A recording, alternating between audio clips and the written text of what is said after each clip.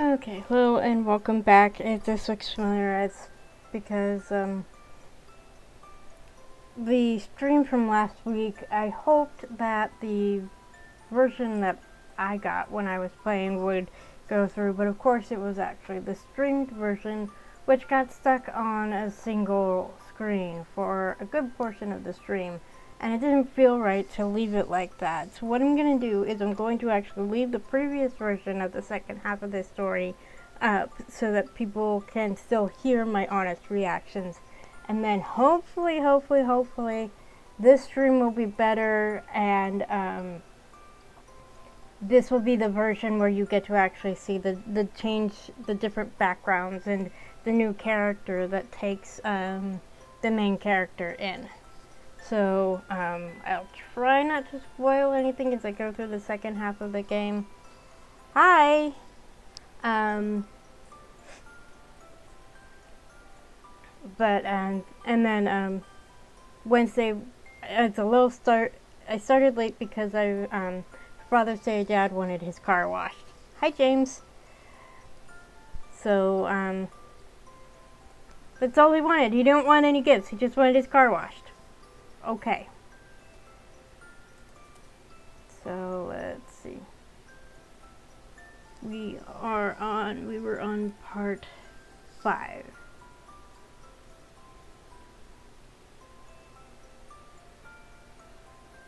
Yes, this is Nell. Don't worry about the AL, that's the default name. In which Nell quotes a dictionary. And for some reason, my cursor isn't showing up on my screen again. So I'm gonna wait a bit to see if the stream catches up. Okay, so there I see my cursor on the little mini stream here.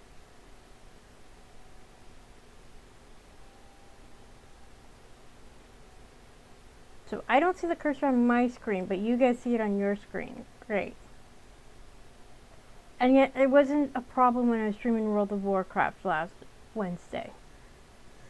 Which was funny, I was watching the premiere of my World of Warcraft video, and someone tried to communicate with me on the stream, and it's like, no, this is not the actual live stream. This is pre-recorded. The version you see on YouTube is not me actually streaming. If you want to actually be there when I stream, I do World of Warcraft on Wednesdays at 12 Pacific or right around there. Just like visual novels are on Sundays at 12 Pacific, right around there. And if you, obviously it's not going to do any good to the person who is trying to chat with me at the time.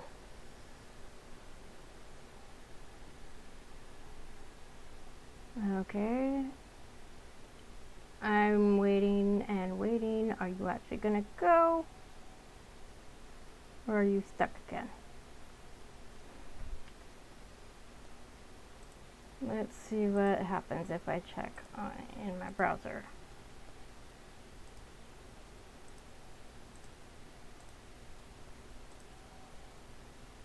Because oh, look, there it is. Because if this is going to be a pain in the butt again, then I will re-record offline.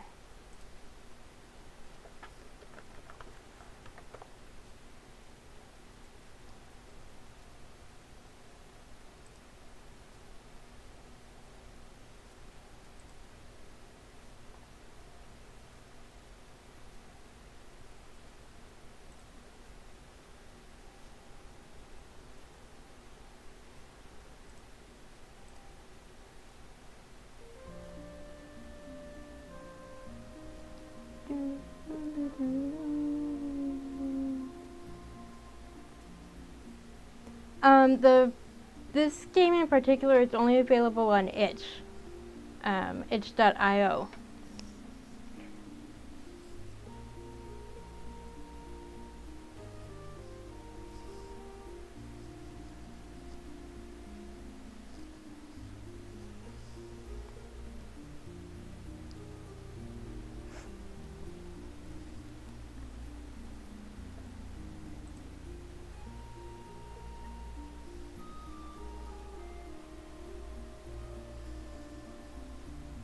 Okay, so my browser stream preview seems like it's a little ahead of the tablet, but it definitely seems to be better than last week.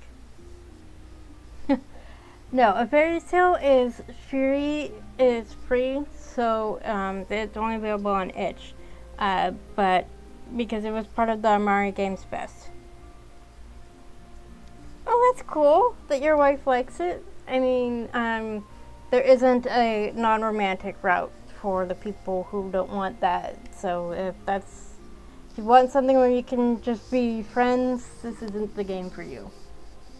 But it is nice. Okay, so Silas was once again playing the role of guide today. I was pleased since there was much more of the town I wanted to see. Since I had a guide, I might as well make the most of him. I thought it was either that or sulk in my room. And while there was some satisfaction to be had in a good sulk, I would much rather be outside seeing new things. Hence my guide. Being a guide suited Silas well, and people seemed more at ease when they saw me with him.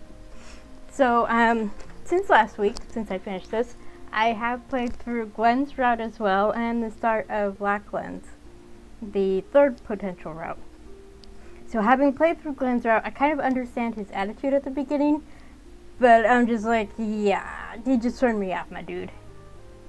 But yeah, I can understand the appeal of some people of someone like Glenn and just poking at him. I admit I might exude a touch of chaos, and as a counterpoint to that, Silas exuded calm. Even as I flitted about the town, picked up things at stalls in the markets, and asked question after question after question, answered every one with patience and kindness.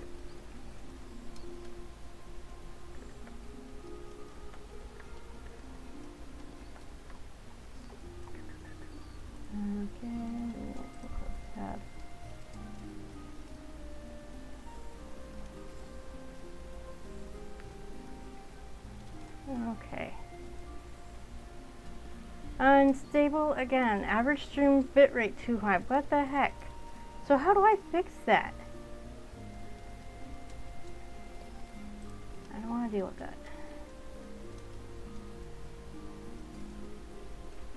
Because this is the same exact settings as I've had for all my games, and this is unstable, and it says the bitrate is too high.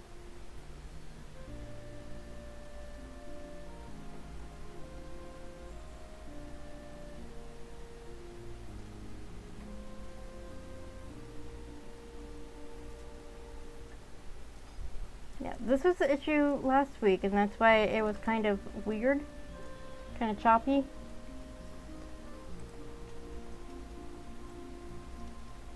In fact, that temperance begged to be poked at. Thus became an unwitting game. I hadn't meant to start it up, but I couldn't help it. How many questions could I ask before I broke that patience?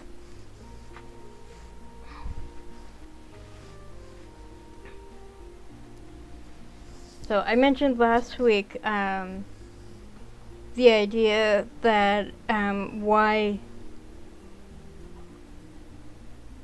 never really consider itch for new games. We'll have to start giving it a look. Yeah, there are some really good games on itch that aren't available on Steam, or I don't even look at Nintendo. I usually go to Steam or itch.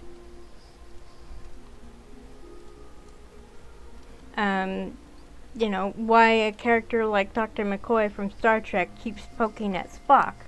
Because he is so imperturbable, and it's like, how much can he take before he actually starts being perturbed?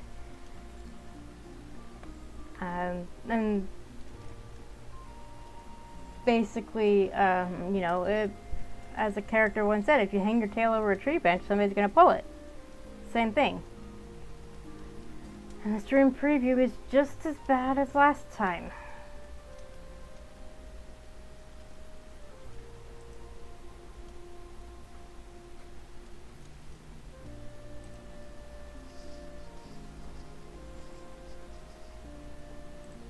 How silly could I make them before a crack appeared? I don't even know when I began to test it. Part of it is I am lingering on these various screens, waiting for the stupid stream to catch up. So then it sits there for a little longer. And then it skips stuff. So I think I'm gonna have to re-record this off stream and then upload it to YouTube that way.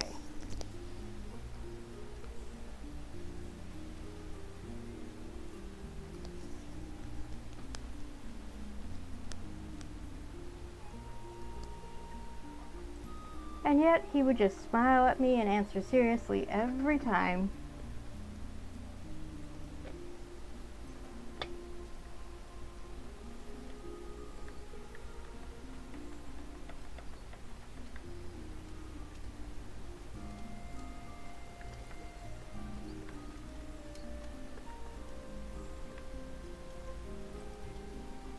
I suspected he had caught on to my game, but if he did, he made no indication that was the case. He humored me all the same. Maybe that was why he was interesting to watch, more interesting to touch than the other people we passed on the street. We started to notice a lot of his little mannerisms.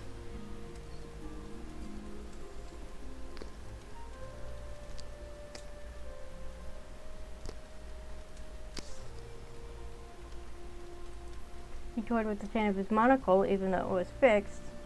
I can understand that. Though I do wonder, why does he need a monocle? I mean, wouldn't you usually just need a pair of glasses? My shirt is sweaty. I wear glasses too. I need to clean them.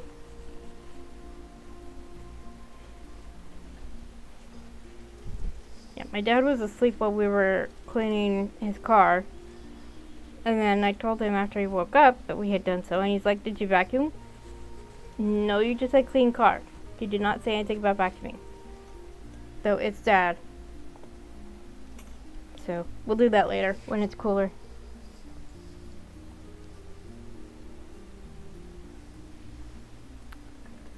Oh, this is annoying. Do I want to keep going? Do you guys want me to keep going? Or should I move on to something else? I'd have to restart the stream if I do that. Why did he even wear it? Yeah, that's what I was asking.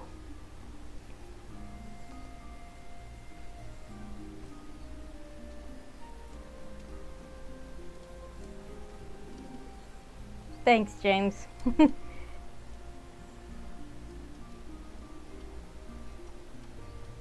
You don't mind? Okay, I'll keep going. Sometimes his fringe would fall in front of his face as we walked. I liked watching him brush it away with his slender hands. I will watch the actual stream afterwards before I decide whether to post it. Affection, maybe I still use a fountain pen because I enjoy using it, even if a ballpoint is less hassle. My twin gave me a fountain pen for birthday, Christmas? I think it was birthday. And she didn't realize it didn't come with ink, and I still don't have ink for it. So I have a fountain pen that I can't use, but it's pretty. Do all doctors have pretty hands?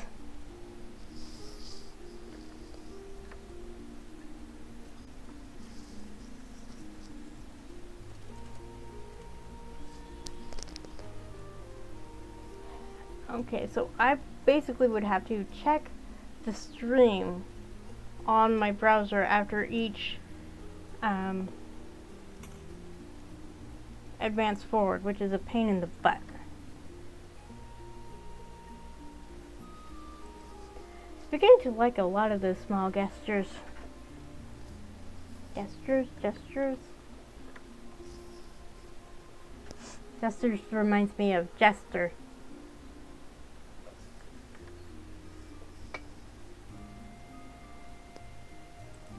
Perhaps it's just easier to look at him than at everyone else.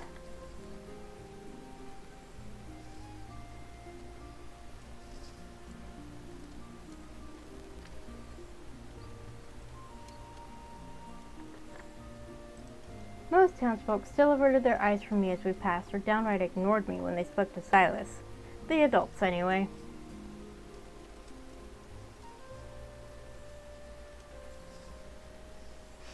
Yeah, I just tend to, I prefer a ballpoint pen, but that's what I've always used. I've never used a fountain pen. It was rude, really. A more vindictive fae may have cast a few curses to teach them a lesson. I hadn't done a thing to deserve such caution. In fact, I thought I'd been quite congenial, all things considered, and yet here we were.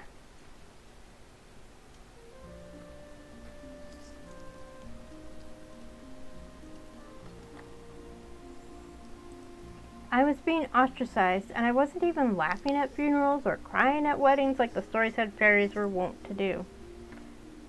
I could actually understand crying at weddings if, as long as it's happy tears. If it's sad tears, that's a different story entirely.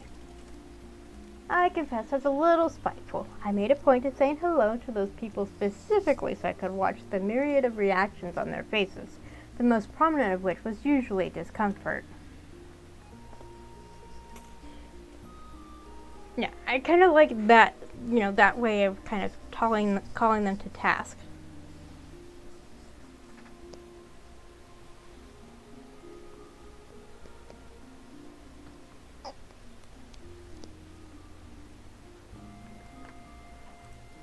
The children, however, no longer held such apprehension. Some of them would even ask questions as we passed, all curious about the fairy kid the doctor was taking care of these days. Kids are great fun, and they don't have the same learned filter that adults do. So that's why they're bolder in some ways than adults. Did you live in a tree in the woods? I mean, you could. It depends on what the kid means. Do they mean a tree house or in the actual tree itself? I do not. But yeah, in this case we know that they didn't. They lived with their grandfather in a house. Can you do magic?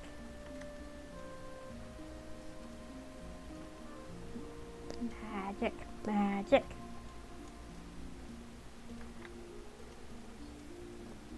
Indeed I can.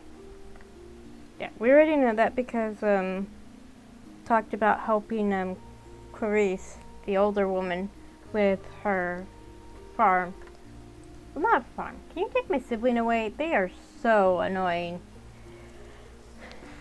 Yeah, there were times when I wished my brother would go away. He's the one that most annoyed me when I was younger. And what would I do with your sibling, pray tell? No, I don't know, just take them away. Get rid of them, they're annoying. There had been no answer for that response. Of course not.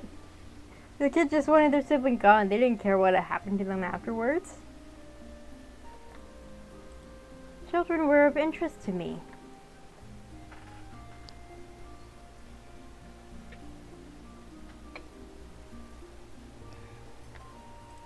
They said all Fae had a deep interest in human children, but I didn't think mine was untoward.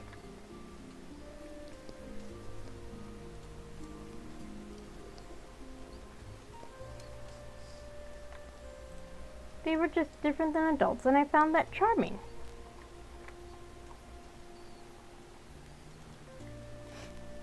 Like I said, because there's just there's that learned socialization that adults have that children don't yet. He said we could also get coffee since I had liked it so much, and the sweet bun from before. So I will admit I have not deliberately tried to get a bad end yet.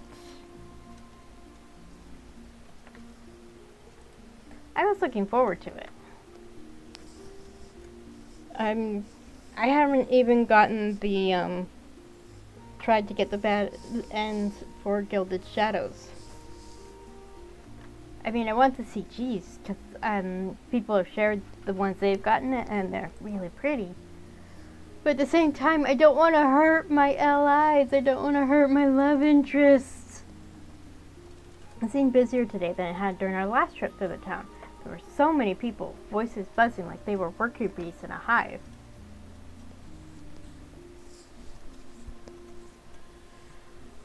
But that's another reason that I haven't actually gotten the visual novel recommendation. Eterna Rubra Plena.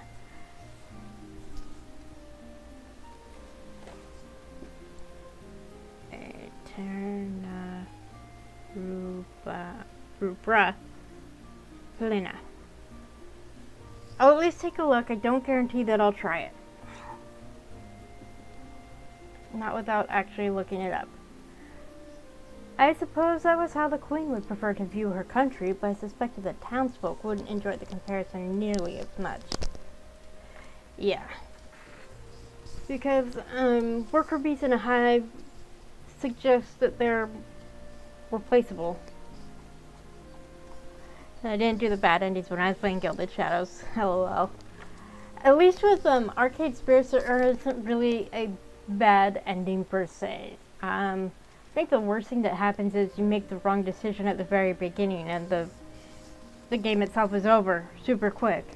But there is a decision you can make about halfway through, at least in the first Arcade Spirits, that can affect what happens. But I have never actually taken that decision because it's a decision where it's like, why would I choose this?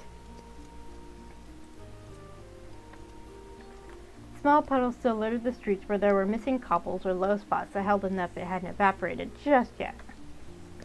So, one of the Discords I'm in has a question of the day, and can't remember, it was, I think a couple days ago, but the question was, if you encounter a puddle, do you walk through it, over it, or around it? And it's like, and my answer is both of you to assume I'm even walking anywhere where there's puddles, meaning I do not like to go outside if it's cold and wet out, unless I absolutely have to, like if I have work.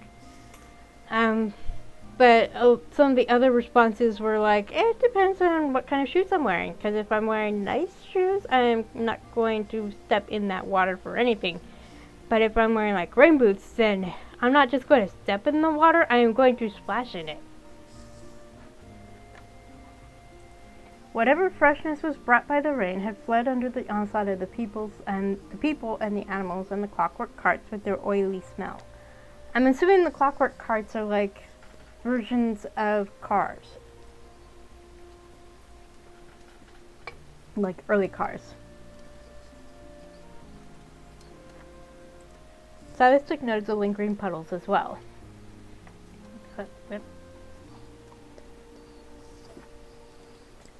I accidentally hit the caps lock.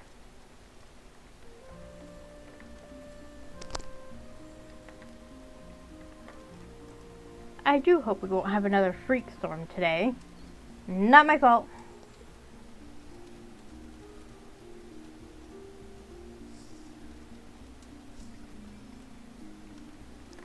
Wasn't me. That entirely depends on sources well outside my control. I didn't cause the last one either, you know. Nope, that was the sylphs.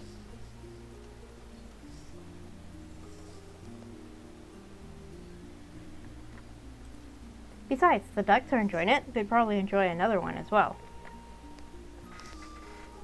I don't think they would necessarily enjoy the actual storm itself, but the water brought about by it, yeah, they would.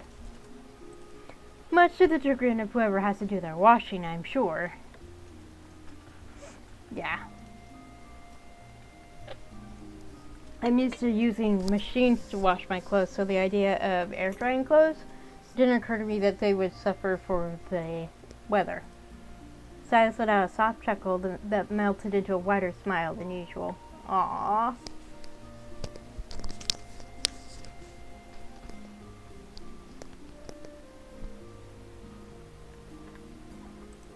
He had a wonderful smile, the real one that pushed that bland nothing smile aside when it shone through.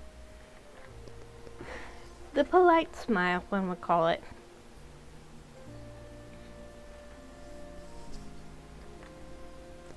It was like the warm sun on your face before the sky wrapped around you like a soft breeze. Silas was like that in general, I thought.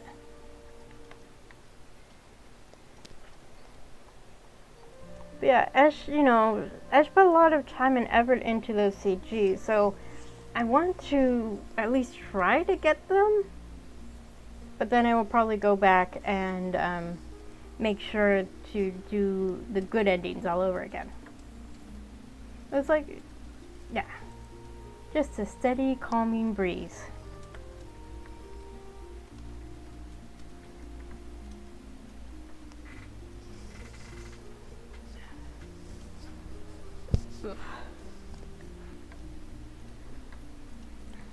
Just then the smell of the bakery hit my nose, beckoning to pick up the pace. So I have gotten sucked back in to Star Wars The Old Republic, because a streamer that I follow but don't necessarily watch a lot started playing it again, and so I was watching the stream and that made me want to play. I grabbed his hand and chose to listen to the whispering allure of sweet buns and coffee.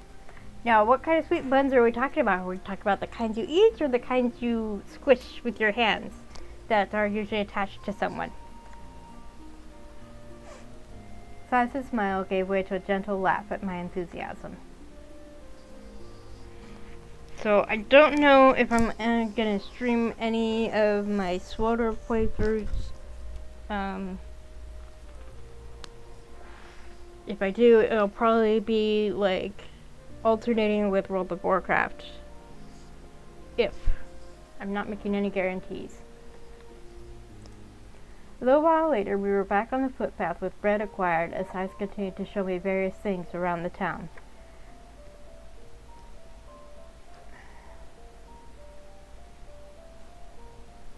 Yeah, something that came up on the fanfiction Reddit subreddit was an analysis of why there's so much more men loving men fanfiction than women loving women. Part of it is just down to the fact that there's, generally speaking, more male characters in mainstream media in general, and they're usually well written, or even given the amount of male characters, at least some of them are well written, and they usually have good chemistry with each other. And most stories usually only have like one or two female characters, and they're not necessarily well written, if that. So it's just a dearth of, there's just plenty of male characters in mainstream media, and the only way to get female characters in fanfiction is either to gender swap the male characters, or to create original characters, or just hope. In Japan, the biggest market for yaoi manga is women. There is that too, but there's I like having female characters, and I like, that's part of the reason that I'm not interested in playing The Last Jedi, is because you are basically stuck playing a white male character as the main character. And it's like, no, I want to pick what kind of character I'm gonna play. That's why I liked in A Faerie's Tale, you get to pick whether you're male or whether you're feminine or masculine presenting, and your pronouns. And you even get to pick they/them pronouns, which mainstream media doesn't generally allow you that. A game like Baldur's Gate is the exception rather than the rule. Silas had mentioned a library before, and today he pointed out the building, though we didn't go inside.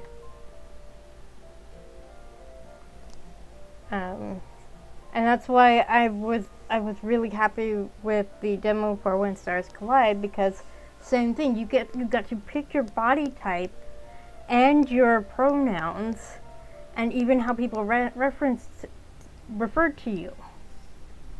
So I like that aspect.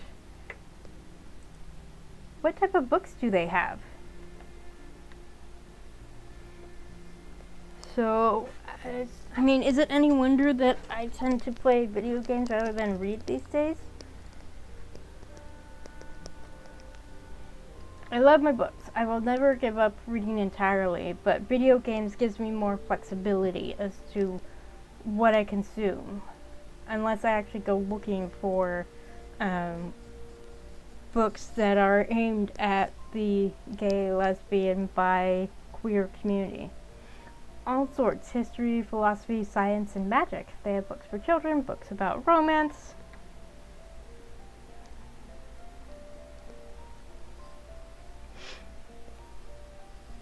It was funny, someone talked about the fact that their introduction to smut was fan fiction.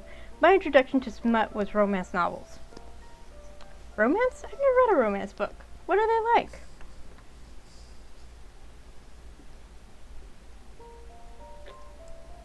Very formulaic. Basically, boy meets girl, boy and girl have adventures together, are attracted to each other, get together, and then something happens and they're separated for a while, and then by the end of the book they're back together and live happily ever after.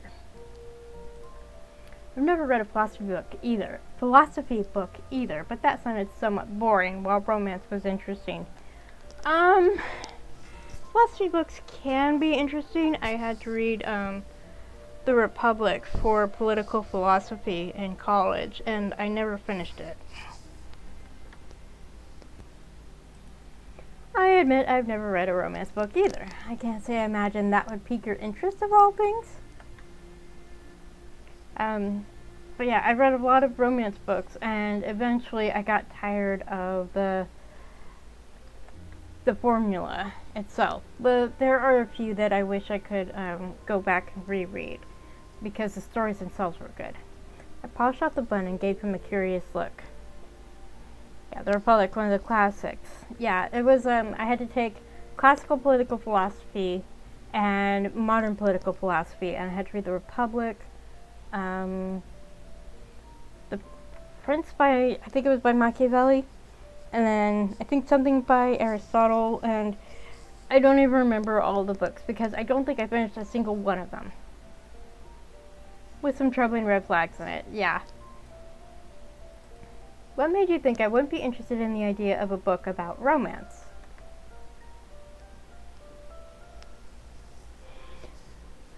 So yeah, if I was a choice between a romance novel or a book about philosophy, I'll take the romance novel. Yeah, definitely a product of its time. You have to keep in mind the context in which it was written.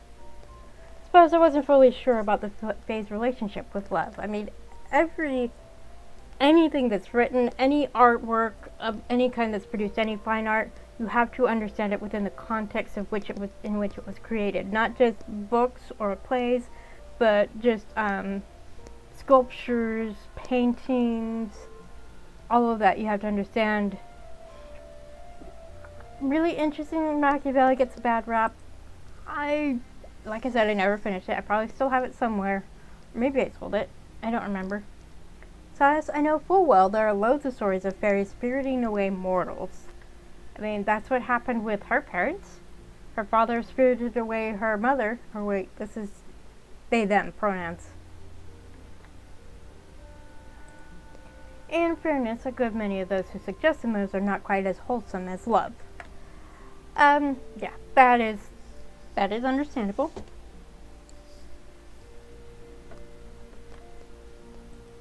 And a good many of them must suggest otherwise.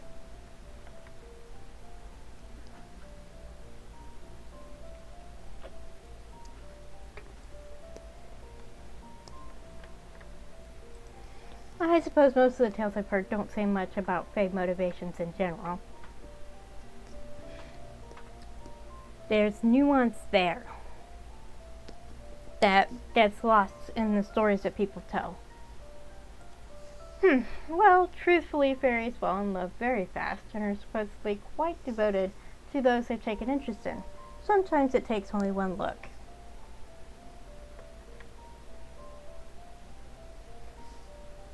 So it's a case of love at first sight sometimes. Love at first sight, huh? I had heard the opposite. That it's quite rare for Fae to fall in love. Well, we don't know about their parents, to be honest. Just their mother stuck around long enough to give birth, and then disappeared. Tapped my chin and thought at that. It wasn't wrong either, of course, though rare seemed a bit of a stretch. They fell in love all the time, just not with mortals. That's fair.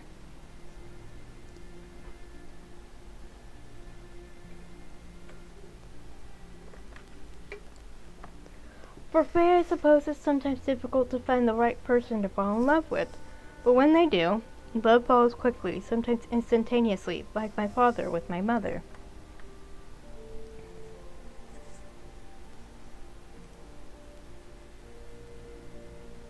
Yeah, so as a reminder, Nell's mother was mortal, Nell's father was a sylphid, which is basically a fae of the air.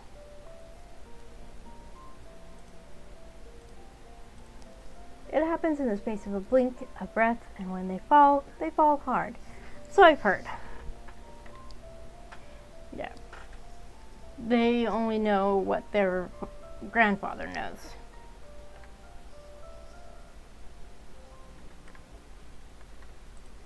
Are humans like that? That is a good question. So I won't be saving these.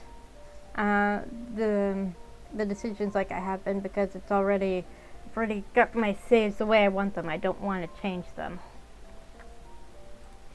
Some are, yes. Sometimes it depends on the human, I suppose. Just like I'm sure it depends on the fae as well, as to how quickly they fall in love, or if they fall in love at all.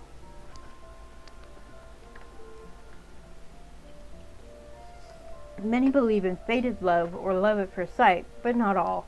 For some, love is a mysterious thing they don't quite understand. I am the latter. I don't think I've been in love. I definitely love my family and my friends, but I haven't been in romantic love, and honestly, I'm not interested. For others, oh, his face. He looks sad. Well, I suspect that many of us simply find love where we can and don't question it too hard when it appears.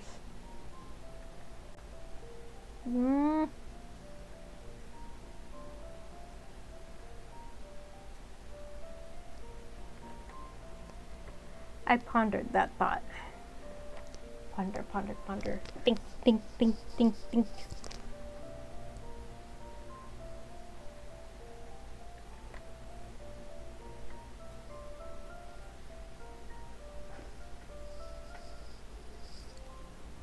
Have you ever been in love before?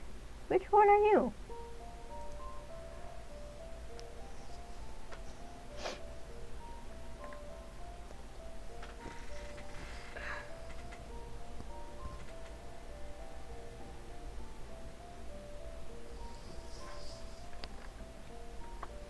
His eyebrows went up as if he hadn't been expecting what I thought was a very natural question. Basically, you gave us two categories of humans. Which category do you fall into? Or perhaps it wasn't. I personally think it is a very natural question given the conversation. Was it strange to ask someone how they viewed love? I didn't really know, though I couldn't imagine it to be unusual. Then again, perhaps it was strange for me to ask because it made it seem as if I wasn't human too. And they are human. At least half of them is.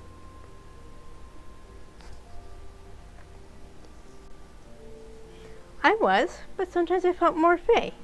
Perhaps because I'd not spent much time with humans before. So all of this was very new. Fair.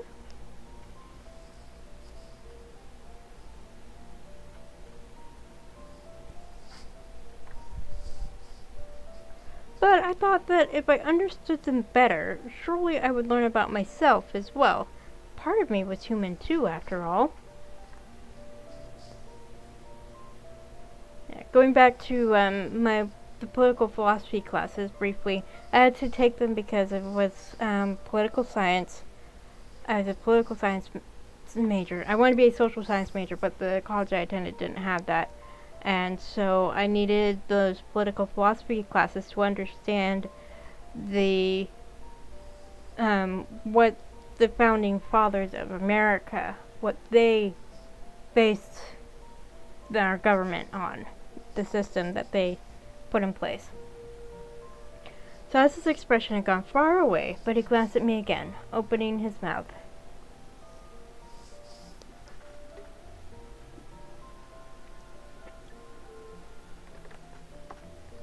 suppose I would say I'm... Notice he's blushing. Blushing.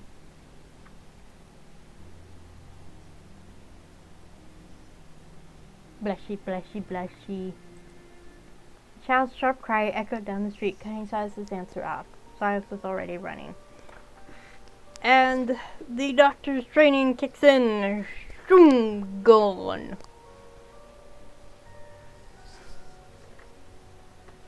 For a moment I just watched, taken aback, when the usual calm gave way to an unexpected burst of animated energy.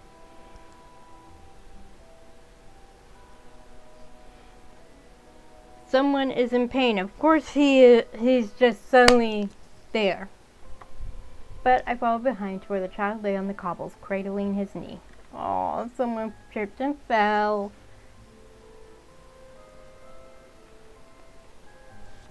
I've done that, except I didn't hurt my knee.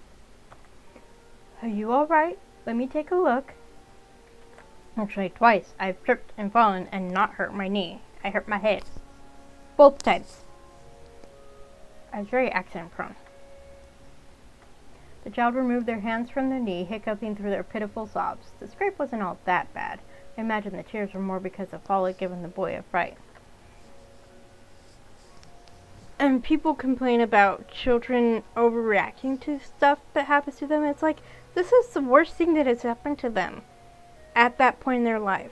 So show some modicum of understanding. Yes, there are people in worse situations, but for this child, this is the worst experience they've had. Give him a break. Don't worry, we will get you fixed up right away. Such a sweetheart.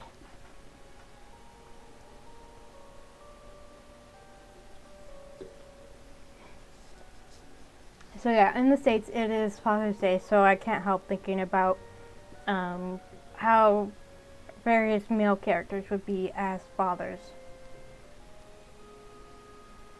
I meant to write something, but it didn't happen. I crouched to the side and watched his eyes tended to the child with deft and practiced hands.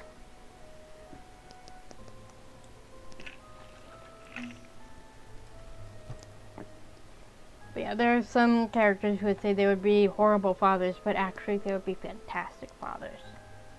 I never asked before what was in the satchel that he carried with him. It turns out he was a doctor through and through. There were all sorts of tools and bits and bobs in that bag. It's a proper doctor's bag.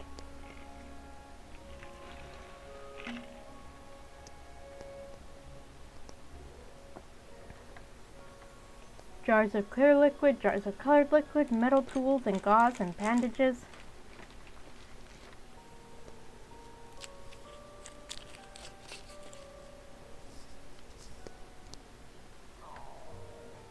To distract the boy, I pulled silly faces so he couldn't help but giggle through his tears.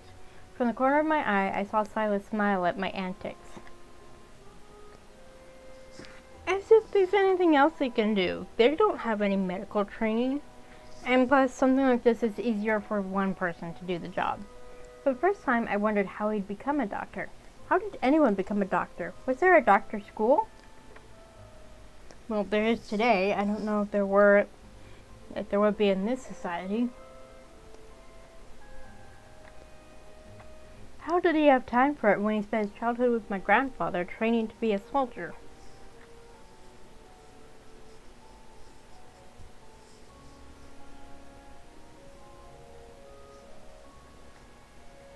Then there was the war.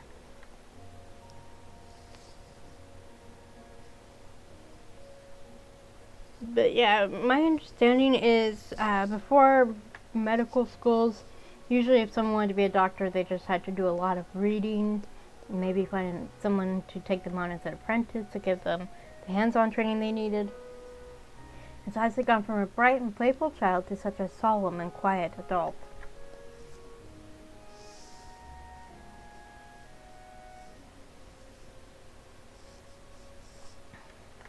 Well, they just said it, the war. It was strange, the turn's life look. Oi. Took. I can read. It was right there in front of me, and I still said look. Because life was right in front of it. By the time the wound was wrapped, the child was no longer crying, just scrubbing at the streaky face with an occasional hiccup still escaped. Yep. I hate when I get the hiccups. The boy thanked Silas and I. Speaking of hiccups, there is the most adorable video of a puppy getting the hiccups and barking at itself for getting the hiccups. Each time it got hiccup, it would try to snap at whatever's making him do that. The cutest thing in the world. I'm sorry, Dr. McCurran.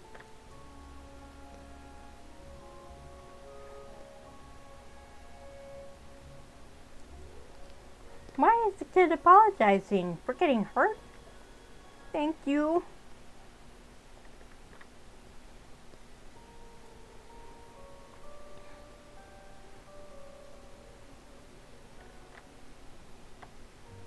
Yep. Another hiccup. Pretty sure I did not make the right sound for a hiccup. It was rather adorable. Yeah, there's just something so cute about watching an adult man interact so sweetly with kids. A small crowd had joined us as he worked. The child's worried father who was profusely thanking Silas for his work, and a few others who just wanted to check on the crying child. It takes a village to raise a kid. A place like this, everybody knows everyone, so they all know the kid, or at least are aware of him. Curious children, curious adults who were still so like children at times, no matter how many years they had tucked away beneath their bonnets and stodgy hats.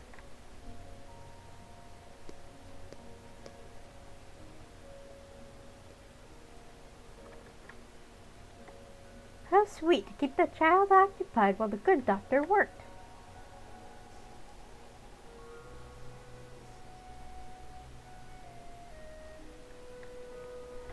I heard they were very nice to the baker this morning as well. I wonder who they're talking about. The doctor has always been a good judge of character, and he seems okay with them, doesn't he? It's becoming increasingly clear they're not talking about Silas. How strange. It took watching me do the bare minimum of comforting an injured child for people to think I might not wish to curdle their milk, knot their hair, and make their lives miserable.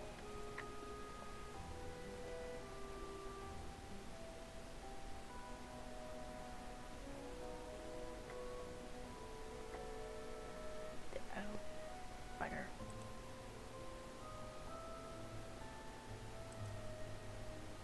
I did something.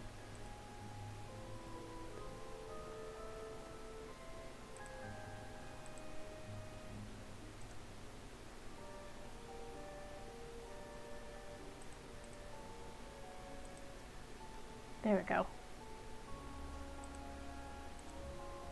But I let it be. After all, I couldn't really blame them, and progress was still progress.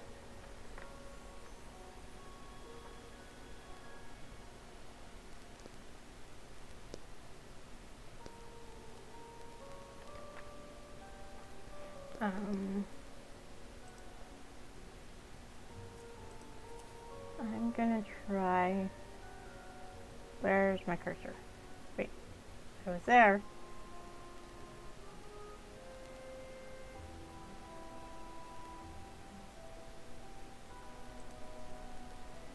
Well, there we go. Now I can see my cursor. We left the child in the care of his father and continued our winding walk through town.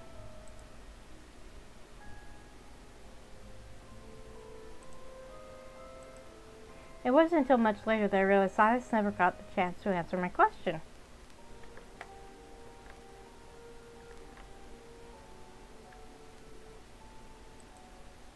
Thank you for your help before. It made everything much easier.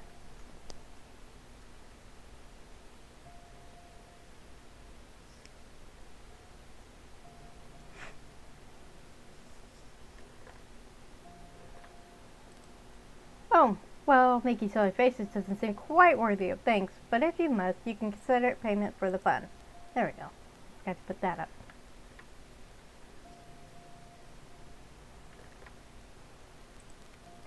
Not every act of kindness requires repayment.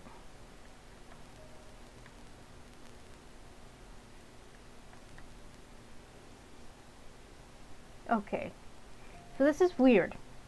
All I did was I changed it to windowed rather than full screen, and it's doing fine.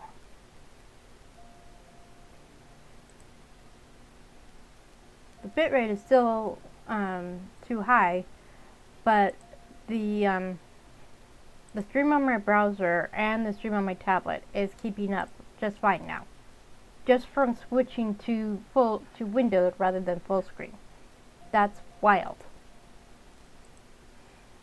I was silent for a moment, not sure how to respond to that. I could understand why he said it, but it was difficult to ignore the imbalance when you could feel it weighing on you.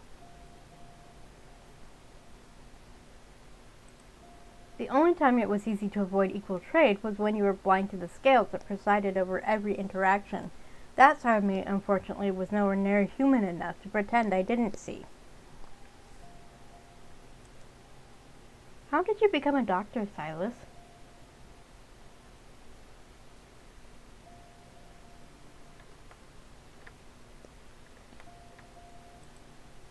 At one time you trained to be a soldier. You even became one, if I'm to take what you said before about the war as truth.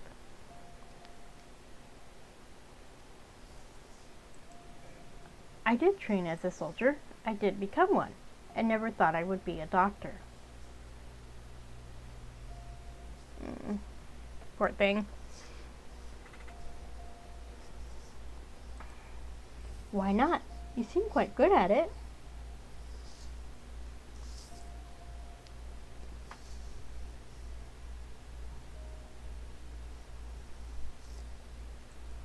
Well, I don't have life magic like you do.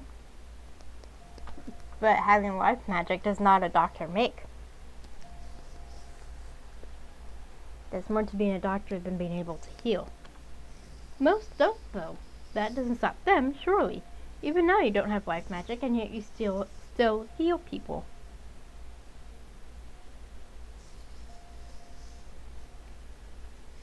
Imperfect as it is, being a doctor like this, I can still help many people.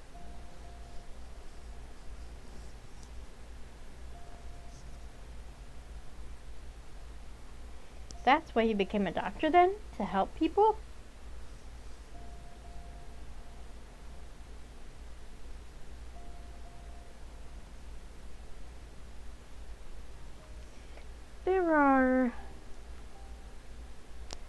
There are people in this world who will do a great deal of harm. Some who do so much harm, nothing that they can do can ever make up for it, even if they wish for it. His voice had gone soft. I almost had to strain to hear him above the sound of people clucking at the ducks on the other side of the fountain, the chattering of the sylphids.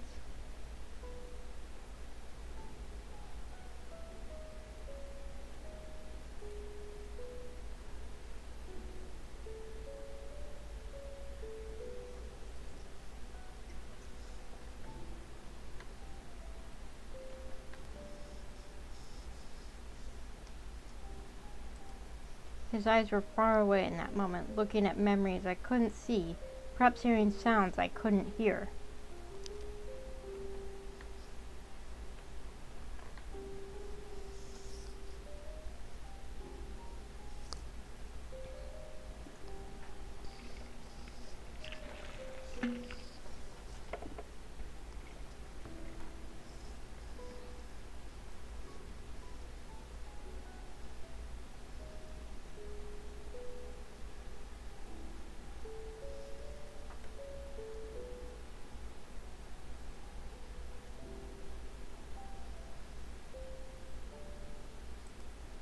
The wave of sadness that rolled off Silas curled its way through the air, thick enough I thought I'd drown if I breathed it in, and my hands tightened on the edge of the fountain.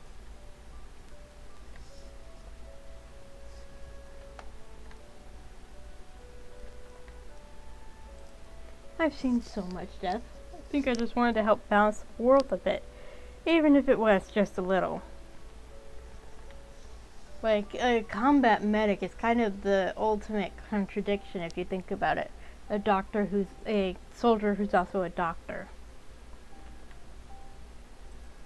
Balance was good, of course. It's kind of the whole point of Fae, in some cases, is to maintain balance.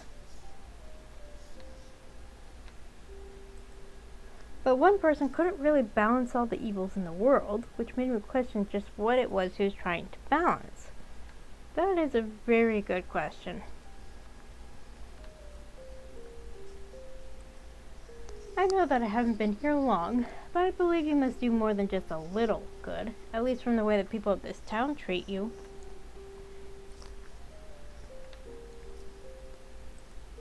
Still, wanting to offset some of the ills of the world is quite a noble cause, isn't it?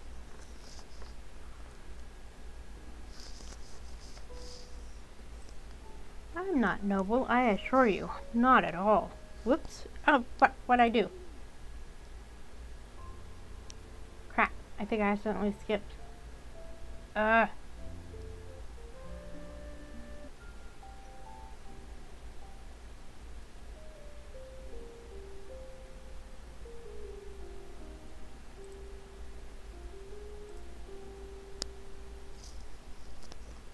we go. That was, I don't know how that happened. Oh, well, I'll admit the only dictionary I had at the cabin was out of date, and there were pages missing. I'll never know what comes after the word pentachronometer, unfortunately.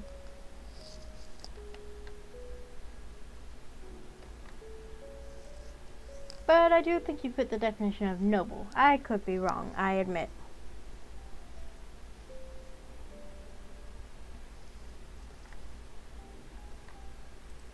We could go find a dictionary to check. And of course, since I have played through all this, skipping just meant I only skip stuff that I've read, so I've read everything, so I skipped everything. Surely they have one in the library we passed.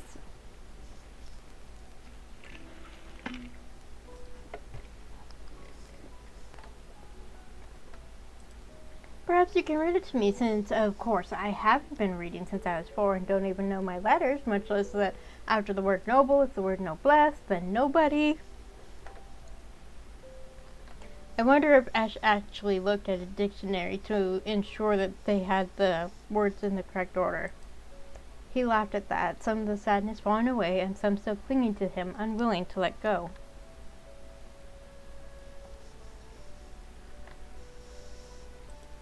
You are teasing me again. Whatever gave you that idea?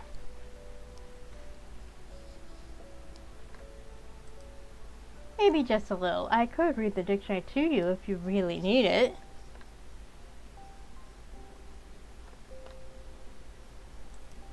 From the sounds of it, you could probably just recite it.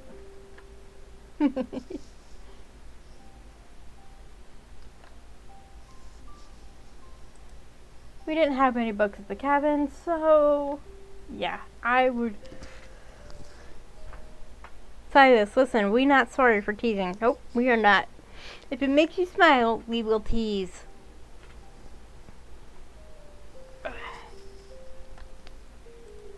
His smile softened again, and the last of the shadows flaked off and didn't return. At least not for now. Thank you.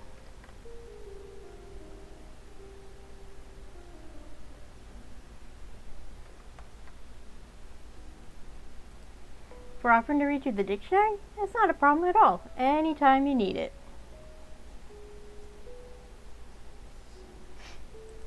He laughed again, and I was glad to see him return to normal again.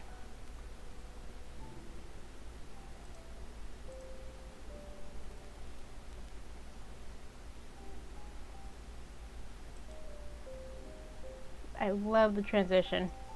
So cool.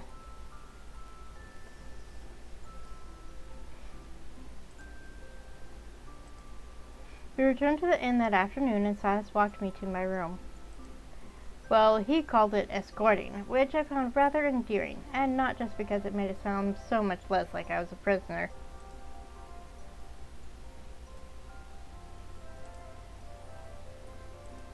Or captive, or detainee, or internee. There's that dictionary knowledge again.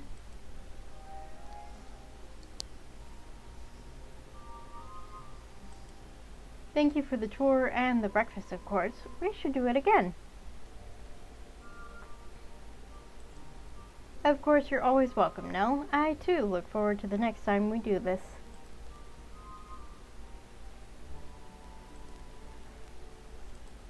And that wasn't even a lie, which made me smile even more. Aww. When he finally ducked into the hall and closed the door after him, I went to the basin and washed the day's dirt off my face. The bird that had taken nest outside my window returned to tidy up her home, so I poured some of my fresh water into a cup for her and leaned on the windowsill as we chatted about our respective days.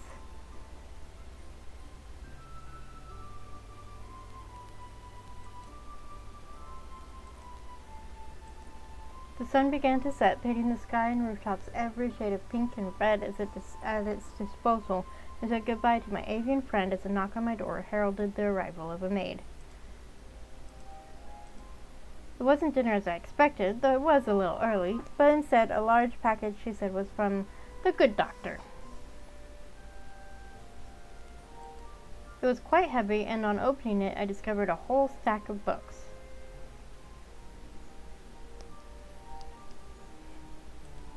Silas had brought me books. How sweet! I read through the titles and was happy to see that many appeared to be romance, and, of course, one dictionary, the newest edition. A nice little inside joke. I smiled to myself as I ran my fingers across the covers. So there's still a sense of humor in there somewhere after all. In spite of everything, I found I quite liked spending time with him, not just because he put up with my incessant teasing. He was sweet and I enjoyed watching him, especially when he was smiling and seemed at ease with himself and the world. I hoped I would see him again tomorrow, even if it was only to do my best to ensure I spent as much of it as possible smiling.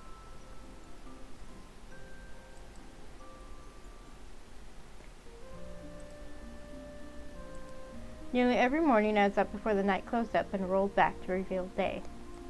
It was like that in the days that followed, too. Silas would come to my room to greet me, and we would go out to the town. Watching the faces of the townspeople open up to me had been surprisingly enjoyable. The white one of the woods receded, and all that was left for me. What was more enjoyable was seeing Silas open up towards me too.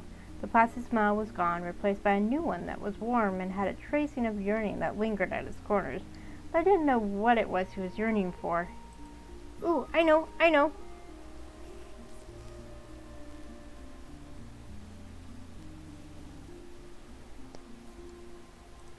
Enjoy the show. Thank you for visiting at all, James. Take care.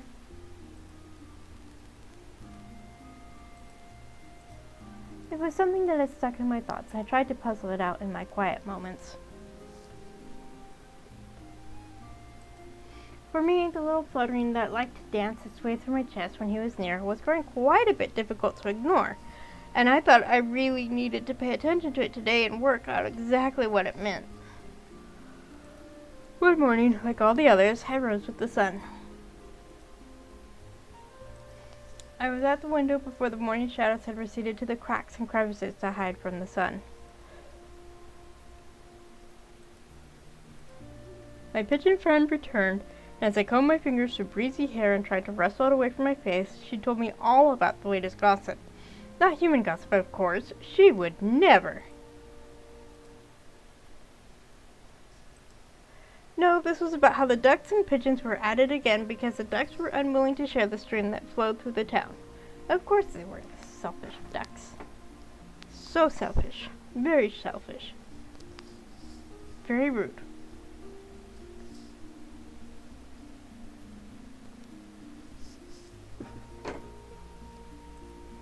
I didn't really understand bird politics any more than I understood human politics, and there were some things you just knew better to wade into, so I just let her rant without sharing an opinion. Sometimes it's all they need, just someone to listen, till they get it out of their system.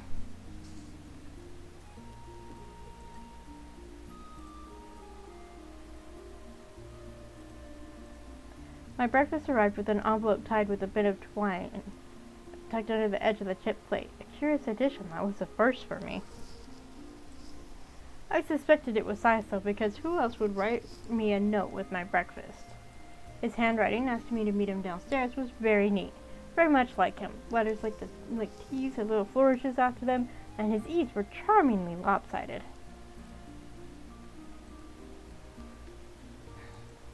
My fingertips lingered on a smudge near one corner. There were faint whorls there, the ghost of a fingerprint that blurred into a hurried smear at the edge of the paper. Team ducks or team pigeons? Place y'all bets. Who will be the president? Geese.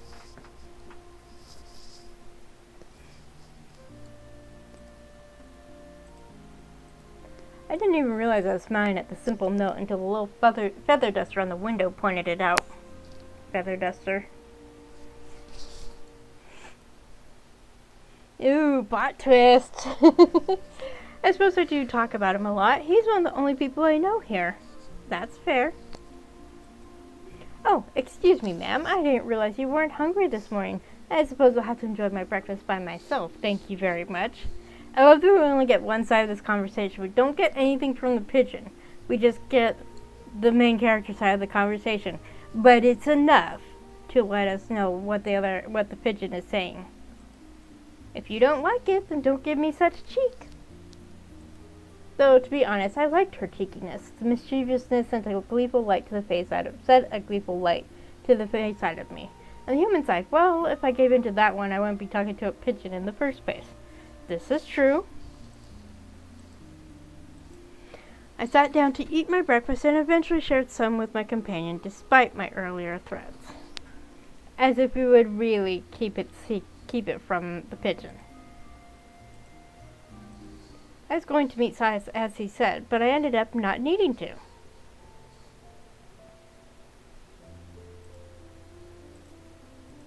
When I opened my door to the hall, I was greeted by two familiar voices. Now this is where I managed to stop the actual skip. So, it's all good. We're fine. We're fine. Totally and completely fine.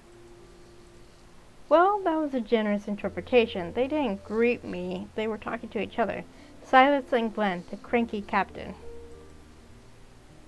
Cranky captain, I love it. And for a moment, I was so concerned I'd have to spend the day with Glenn instead of Silas, I almost retreated and joined Ms. Pigeon on the window ledge. But no, that wasn't it at all. Thank goodness. I didn't know why they were talking in the hall outside my room when Silas had requested me to meet him downstairs. It was such a shame after writing such a pretty note, too. Hang on to that note. Keep it secret. Keep it safe. And now he had to deal with the conversation with Glenn, who, from his tone of voice, still hadn't decided if he wished to continue life as a human or crawl off to a cave in search of a princess to imprison and gold to hoard.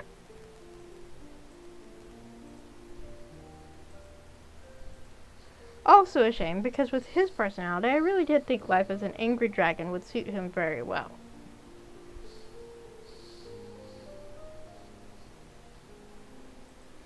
Glenn, I don't think I can keep doing this. Silas said that it could be dangerous. It just doesn't feel right.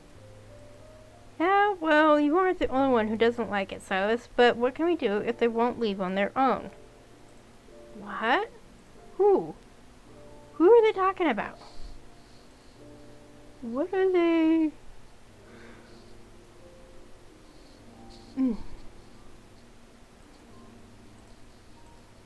Nell should be allowed to live free, not bound up in whatever they're going to drag them into in the days ahead. Oh. It was me. They were talking about me. That was probably expected, I suppose. Glenn. He is a sweetheart, and his attitude actually makes sense once you've actually played the route, but I still like Silas. I don't disagree with you, but go and convince that dolt in the curly wig of that. Convince the royal mages of it. Convince Nell Blair of it.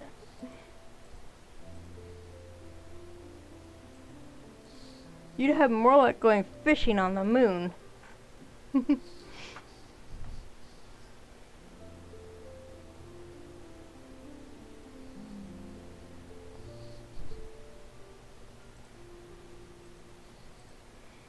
Fishing on the moon?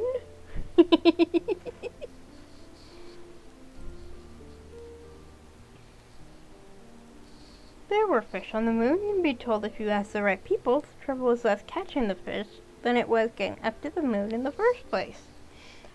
Ah, such Fae logic. Though I guess either way it would present a problem for Silas.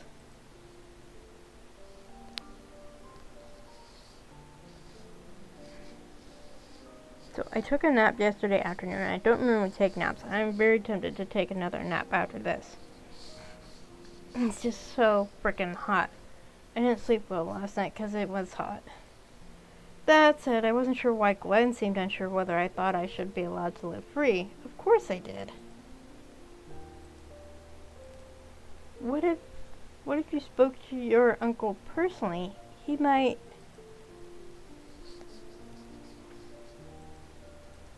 He might what, Silas? Listen to me? Me? When has he ever done that in his life? If Duncan Wallace gave an ounce of care for me or what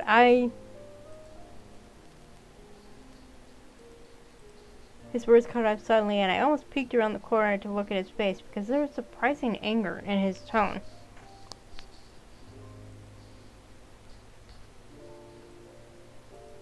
Oh, Wallace.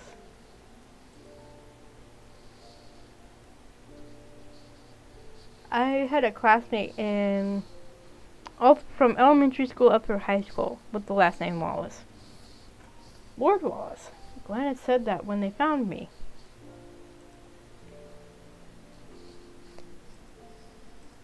He was Glenn's uncle? That was a surprise. Surely it would make Glenn a noble, wouldn't it? He didn't fit my idea of nobility at all, though I suppose it was like that sometimes. It depends on your definition of noble. Look at Mayor Callahan, after all. You really couldn't judge one's station by what they looked like, otherwise you'd think he was a theater performer or a court jester of some sort. Ooh boy. The more I talk to Nell, the more I realize we've made a terrible mistake.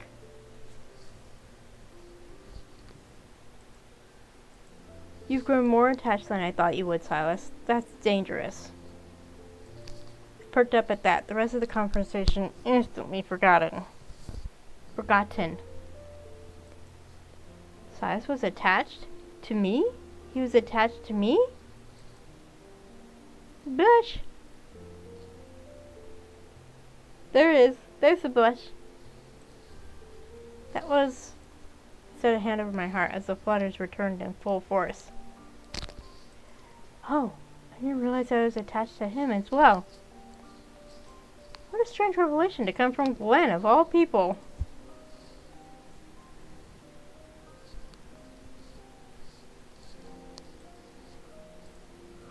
Listen, I just came to let them know his messengers may be here a little early. There's not much we can do if they're content to wait for what may come. Whether it's some damnable fate responsibility or a lack of understanding what may be in store for them. Figure it out, Silas, that's all I can say. And figure yourself out, too, in the process.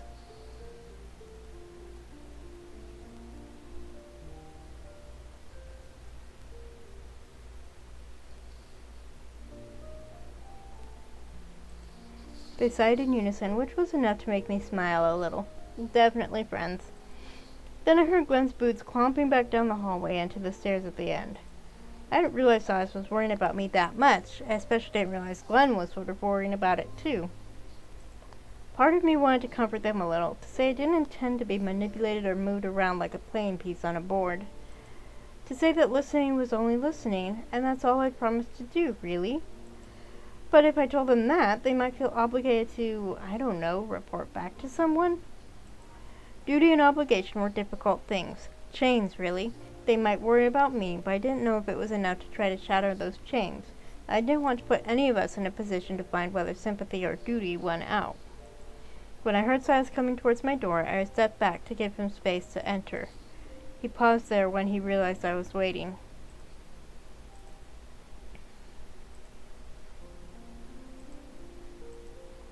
Did you overhear that? Well, I heard it, yes. The sigh returned. No, eavesdropping on a private conversation is generally considered rude. There aren't any E's in the hallway, though. I wasn't secretly listening to your conversation, though. I opened my door to go meet you, and you were standing right there, talking. And why did you last know you were there? Does that not constitute listening in secret? Well, it could be splitting hairs, but I wasn't deliberately hiding because I didn't want you to know I was there. I just happened to be out of your line of sight. Indeed, that does seem somewhat pedantic. You could have stepped into the open to let us know you'd exited your room. Yes, but you see, I got distracted imagining Glenn as a dragon who was kidnapping princesses. I remember that. You... what? You see? And then before I could say hello, I realized you were talking about me. And finally, I didn't interrupt because I was curious. After all, Glenn said you're attached to me and I wanted to hear more about it. Silas's eyes went white, and I think he full well forgot I was getting scolded for eavesdropping. He went so scarlet that I was half convinced I could warm my hands on the heat coming from his face.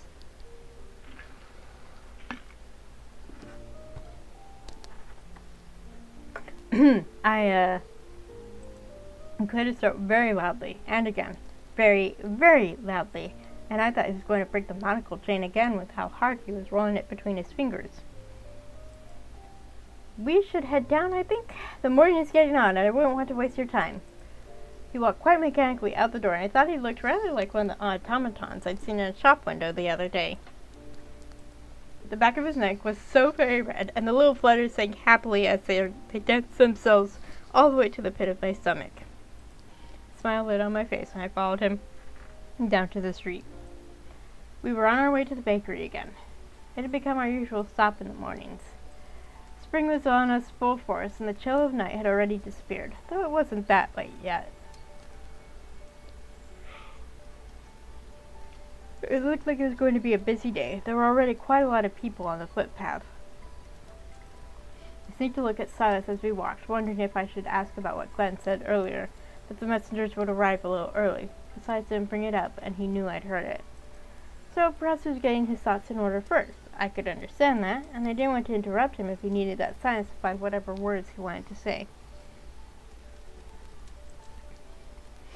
We just walked side by side without speaking, and it was all right, too. Grandpa used to say that sometimes silence was all right, so I decided to leave it be for now. Yes, good morning. It is a lovely day, isn't it? I repeated the greeting without thinking twice as we passed an orange tabby cat, because who thought twice about saying good morning to someone who said it first? Oh, yes, good morning. I suppose I didn't say it back at the inn. I wasn't talking to you, I was the cat. Silas's face, which had still carried signs of the earlier concern, transformed into a softer smile than I was used to. The cat winked an eye, then disappeared down the way we'd come. I was watching it go. Besides, I realized it was watching me. The little flutter in my chest was back, because it didn't usually watch me at all. Most of the time I was doing the watching, so this was new. Flashing! Flashing! The sofas chattered in quiet voices as they swept around us in curious wonder.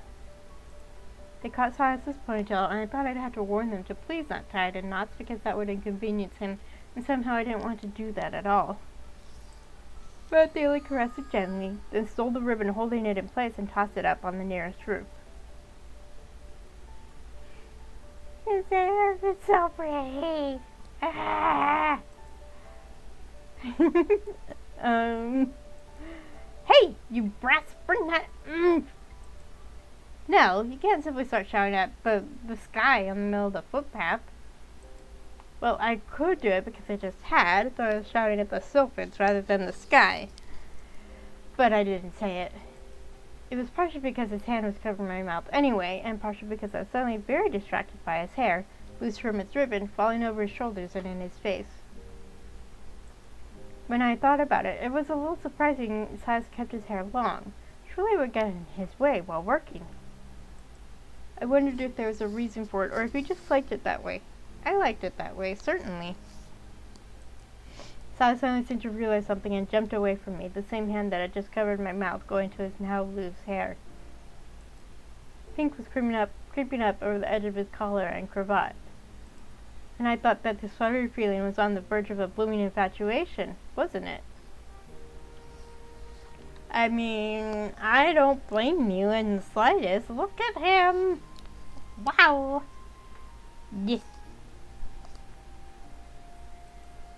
I captured him by the cuff of his shirt and led him to the nearby fountain where we could sit.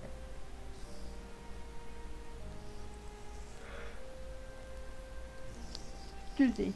I'll tie it up for you. Silas followed in silence and sat when I told him to. I didn't have another ribbon or a piece of twine or anything, so he'd have to settle for a fairy knot. His hair was soft, finer than mine, and probably less prone to snarls and tangles. I looped it around itself and tied it up that way, tapping the knot once for every hour I wanted it to hold, and after that it would loosen on its own. No, about this morning, the conversation that you heard. You don't have to tell me anything more than what I heard, Silas. No matter what you think, I'm not as naive as all that. Yes, love the long hair. Just some men pull it off so well, and Silas sure as heck does. He twisted around, catching my hands in his, looking unconvinced. Around us in the with the warming air, the sofa stirred, kicking up a little breeze, which I thought was a response to silence holding my hands, but it didn't feel quite like that. I turned my eyes upwards, curious. No? Their buzzing increased in intensity. Something seemed wrong. A frown crossed my face. Silas stood, still gripping my hands tight. Nell, is everything all right? I'm not sure. A name clipped through the air and was taken up by the sofas like a cheer because it was on one they happened to recognize.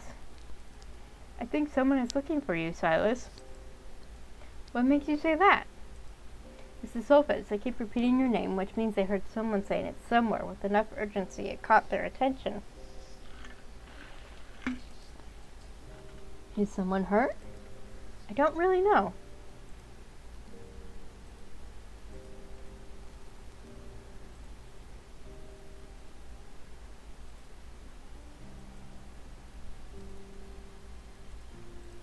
I should go to my clinic and make sure. Now, I do apologize. I was looking forward to spending time together today. I truly was. Well, we did spend time together. Not as much as I would like, but it was still enough. I'm still sorry. But shall I go back to the inn alone? No, I believe it might cause a stir if you were unaccompanied. I'll walk you back.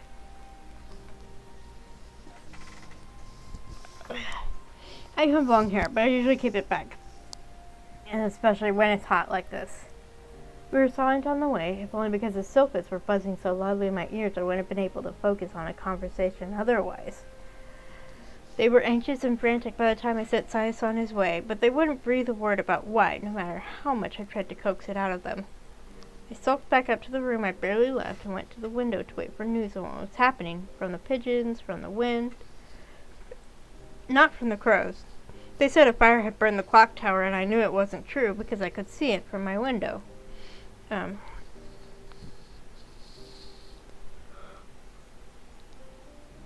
They say something about not believing crows. I think in the first chapter. What was happening, though, I still didn't know by the time evening fell. A letter finally came via the maid as the first stars began their nightly chorus from afar. An envelope tied with twine and handwriting with little flourishes on the T's and charmingly lopsided E's. Someone was sick, he said, quite severely, and they needed his care. He apologized for leaving so abruptly, but also thanked me for letting him know that he was needed. He wished me well. He said that he was disappointed our time had been cut short. I traced my fingers over the letters and smiled that he took the time to let me know. He was also disappointed we'd lost our time together.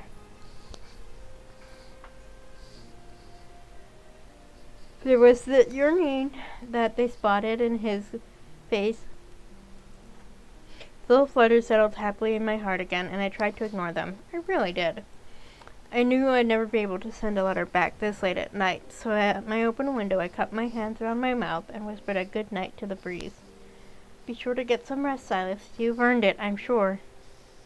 And the words went dancing away into the night to find the person they were meant for. I hoped he wouldn't be too startled, but given that it was him, I thought he'd just accept it as he accepted all of my other antics. I waited a little longer and finally shut the window against the cold air and went to find my bed. So I hadn't noticed this until I was playing through Glenn's route. But the time changes with each new part, because the hour hand was on the 5, and now it's on the 6. Part 6, in which absence makes Nell's heart grow fonder.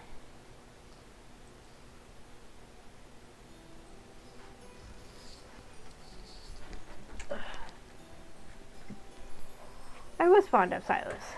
I knew it was because it was obvious from the little flutters that had taken up residence in the hollow of my chest when he was near. I really did not expect that not seeing him at all would make me fonder still. They're blushing. It was the fayish side of me, you see.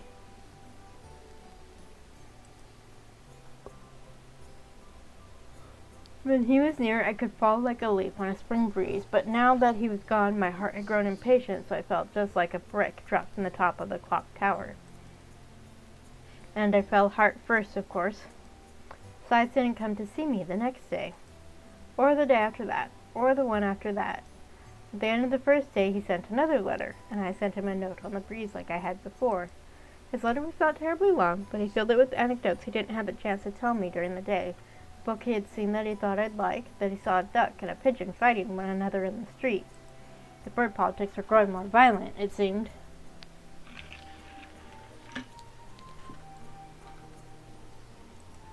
He told me that he had felt the last of winter's breath fading from the morning, he thought. So many things he didn't say when we were together. I saved the letter with the others, placed it between the pages of one of the books he'd sent me before. I responded on the breeze, and this time received a hesitant and soft good night in return. I clutched the words to my chest, holding them as long as I could before the whisper faded. It felt like a warm breath that breathed a quiet flame in my heart to life. There was a letter the second day, too, and when I responded that night, there was another hesitant reply, and then we spoke on the breeze for a little while until his sleepy voice faded enough I knew he'd nodded off at last. The day after that, there was no letter, nor the one after that. Surely he was busy, so that was why I hesitated to prod him first with another nightly message. What if he was asleep? I didn't wish to wake him. Even if a part of me longed to have him only spend his time with me, the human part reasoned that he would visit me soon. By the 4th day, with no word from him, I wanted to crawl from my window and tear through the town to find him. The Sylphans had been in a perpetual frenzy, and the weather reflected it.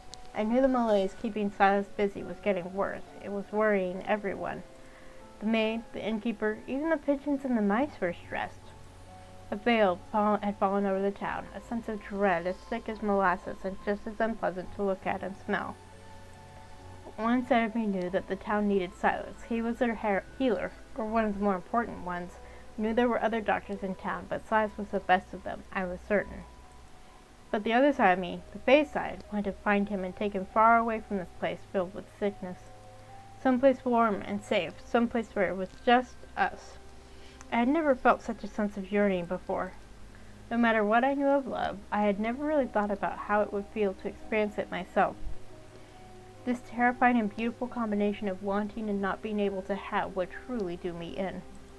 Fearing had gone quiet under the onslaught of whatever illness threatened it, and I didn't know what it meant for the messengers coming to speak with me, but I knew one thing. I needed to see Silas again before they arrived.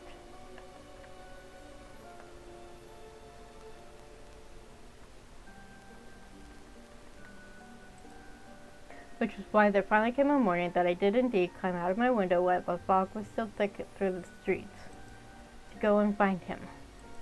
The face side of me had finally won out. The town was eerily silent. Not the signs of a cold winter morning, signs of a dying tree not yet reclaimed by the forest due to the poison it bore. I looked around for birds, but none flew in between the buildings or nested in their rafters. That, I thought, was strange. A human shouldn't affect the birds this way. A human ailment shouldn't affect the birds this way. Even the domestic fae that usually hung around couldn't be found as I searched for Silas. Something felt off, and I regretted that I hadn't left my room until now. I broke into a run. The sylphs drew me towards a town well, with whispers of Silas's name lighting in the breeze. I didn't know why or where they were leading me, but I trusted them enough to follow. I found Silas under the eaves of a house, luckily out of the rain, but still damp with morning dew. Gone were the gentle flutters in my heart, to be replaced with an icy stutter that clawed at my ribs. The small puff of his breath in the cold morning air brought me a sense of relief greater than anything I'd felt in my life. "Oh no! What happened?" I called forth a warm wind and blanketed him in that while he slept. It didn't take long for color to begin to return to his face, but he did not wake. He wasn't feverish, and there were no marks of magic around him. I thought that he was just exhausted. He had worked himself into this state, dealing with whatever sickness troubled the townspeople, because it was just like him to throw himself into the abyss or break himself apart for others. I stood, brushing myself off. Whatever this was, it was time to end it. Whatever poison or toxin or sickness, I would find it and deal with it myself. Whatever promises I'd made to Grandpa no longer mattered. They were long since broken anyway, and now it was time to stop standing to the side and watching. I made sure that Silas was comfortable before I turned to the sylphids. "Find me the source." The eyes are glowing. I didn't mean to put a stronger command in front of them, but I was desperate, and I was angry. They fluttered in agitation, and at the indignant chattering I turned to look behind me. The well? Suspicious. Was it possible something had poisoned the water source? That would make sense with how many people fell ill at once, but should have been the first place they checked. And yet, I was cautious as I approached the well, and almost right away I realized what it was. The dark tendrils crept from inside the stone structure, spilling over the edge. Whether it was a response to me taking notice of it, or if they'd been there all along, I wasn't sure. What I was certain of was that this was no ordinary sickness. That was a wild fae. I wasn't sure what type or why it had decided to make its abode there. Wild fae didn't mix well with humans. Most were controlled by their emotions or sometimes just their instincts. They didn't think in human ways and usually stayed away from human territories. Yet somehow this cranky squatter had ended up in the town well. It might not have even meant to cause any harm. But it had. It had hurt the townspeople, and it had hurt Silas. It had hurt my Silas. "What do you think you are doing here?" A deep moan echoed from the well. "That's all well and good, but it's not an answer at all. That isn't a place you can live. It's time for you to go." I reached the edge of the stone structure and ignored the tentacles that were just fairy glamour anyway. I was looking for its real body and didn't see the sneak attack coming until malignant water splashed in my face.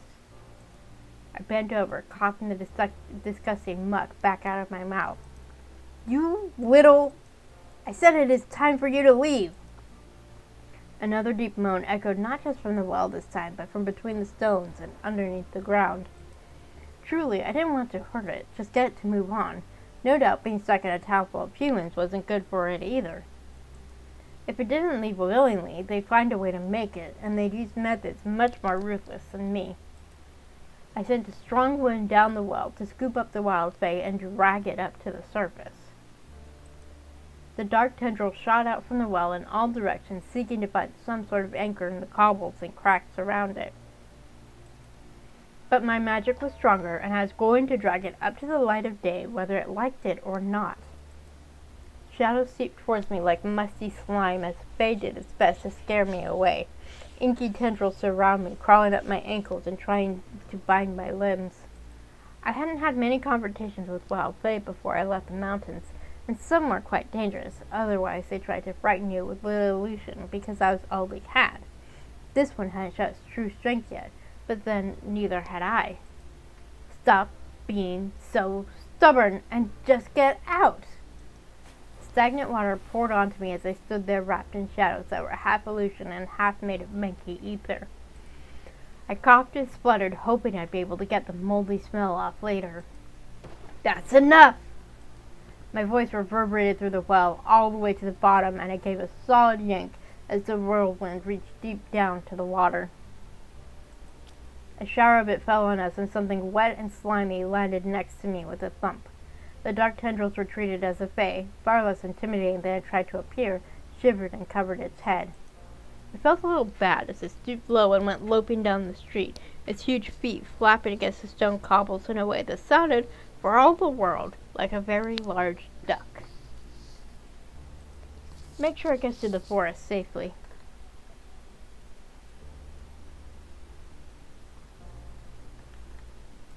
The Silphus went whirling after it, and I hoped it found a very nice, very muddy pond to live in far away from the town. And now to deal with the leftovers. The Fae was gone, but the well was still blackened and had putrid smell rising from the bottom. Purifying it wasn't that big a job. I simply had to send my magic down to chase the dark threads of Fae magic the wild Fae had left behind and pull them out like weeds. The glob of seeping darkness I pulled out, I could simply disperse into the air, leaving the water source clean and free of contamination once more. It was easy. It took only a few minutes, really. I showed the same power to the mayor when I first arrived. But now, what to do about the villagers? Maybe I should visit them with Silas when he wakes up? They should recover on their own, I would think. Silas! I spun towards him at the sound of his voice and rushed to his side. I was elated to see him awake and standing. Are you all right? I cupped his face with my hands, delighted to feel the warmth return to his body. He still looked tired, though. I'm fine, Nell. He smiled softly as he covered my hands in his and drew them from his face, only to pull them tight to his chest instead. My face and my heart warmed at the sight of our hands entwined.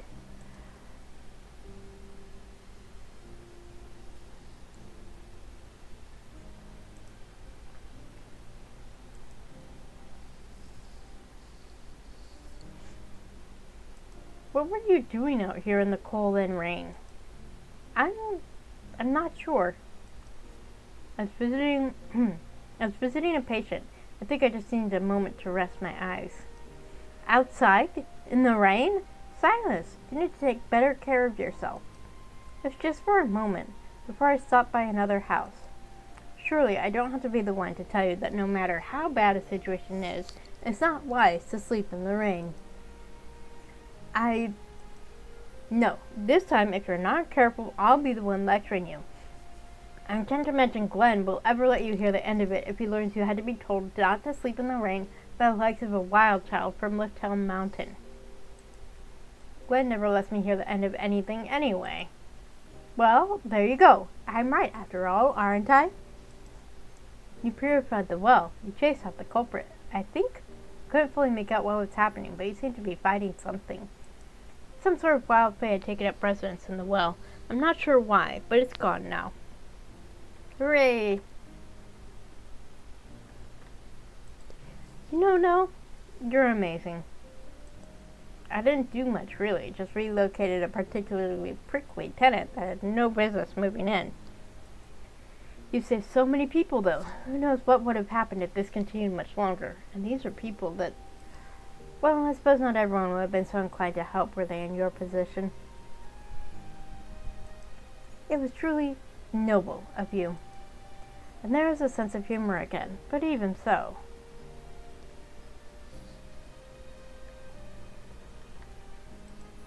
I didn't want to tell him that I had mostly done it for him rather than the townsfolk. It seemed like it might tarnish the rosy view he had of me at the moment, and I liked the way he was looking at me far too much to do that. Come on, with that bit taken care of, we need to get you somewhere warm so you can rest properly. No, I'm afraid I can't do that yet. Still need to attend to the sick and make sure their symptoms begin to ease up now that they have clean water to drink again.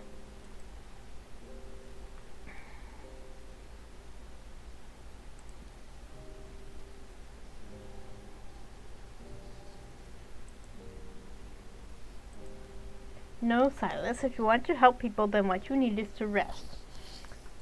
For once, let someone else take care of you instead of you taking care of everyone else. I can't, no. Not yet. Silas, I just found you passed out in the street. How much help do you think you'll be to people in this state? I'm fine now.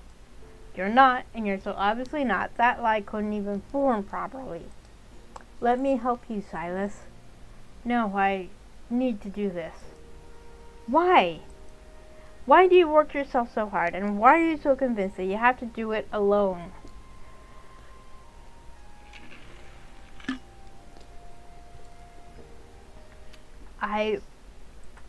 A frown passed over Silas's face as his eyes drifted over my shoulder. No, a long time ago I hurt a lot of people. Did you know that between Glenn and I was the one your grandfather considered his most promising student? I didn't know that. I was very young, so I'm not sure I'd even have known what that meant. I was something of a prodigy, is what he said, and during the war my commander put those skills to great use. Those bloody and horrible days. Imagine being so skilled at only causing pain. Imagine having such a talent for bloodshed. His voice was laced with pain, sharp as knives and fresh as a wound only just carved into his skin. His gaze lowered to his hands as he spoke. He had released mine, and now his were in front of his body, fingers curled like they were trying to hold on to something only Silas could see sleeping through his fingers. I have so much blood on my hands now, so much, and I don't know how many I have to save to undo the things I did back then. I can't. I don't want to fight anymore. But you're not fighting. I know, but... Silas took a deep breath before his gaze returned to mine. There was so much guilt in his beautiful eyes. He always hid it so well, behind the calm and the smiles, but it pooled in those greeny eyes like tears that could never spill over. Grandpa had been the same on occasion. Sometimes I'd catch him staring into the distance, a look of deep sadness in his eyes. There were many things I didn't know about human countries, but I did know that war made everyone a murderer. Whether it was for country, money, power, or family, that was why it was war. Silas let out a hollow laugh, a sound that made my heart clench. I wanted to take his pain and throw it into the sky and let the wind sweep it away to be buried on whatever battlefield still haunted him. But his pain wasn't mine to take. All I could do was love him. You must think it's barbaric, how humans wage our wars. I'm not sure why you think Fae don't have their wars. I don't know much about Fae politics, but I've heard things on the mountain. There have been many Fae wars. It's not a uniquely human failing, Silas. I didn't realize. Fae courts are just as bad as human courts. Maybe worse. All the backstabbing and fighting, conflict is as natural as breathing to all living things, from barnyard animals to humans to the highest of the Fae courts. Regret, I think, is also not unique to humans.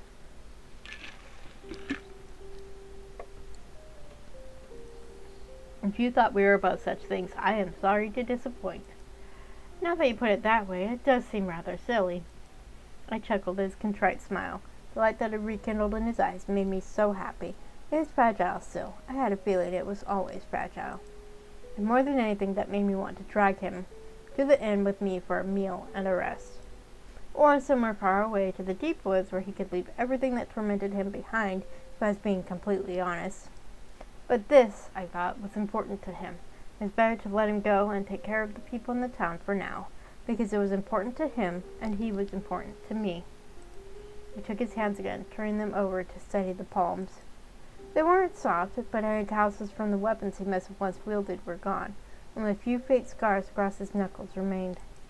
I was just thinking that on your hands, I don't see a single drop of blood.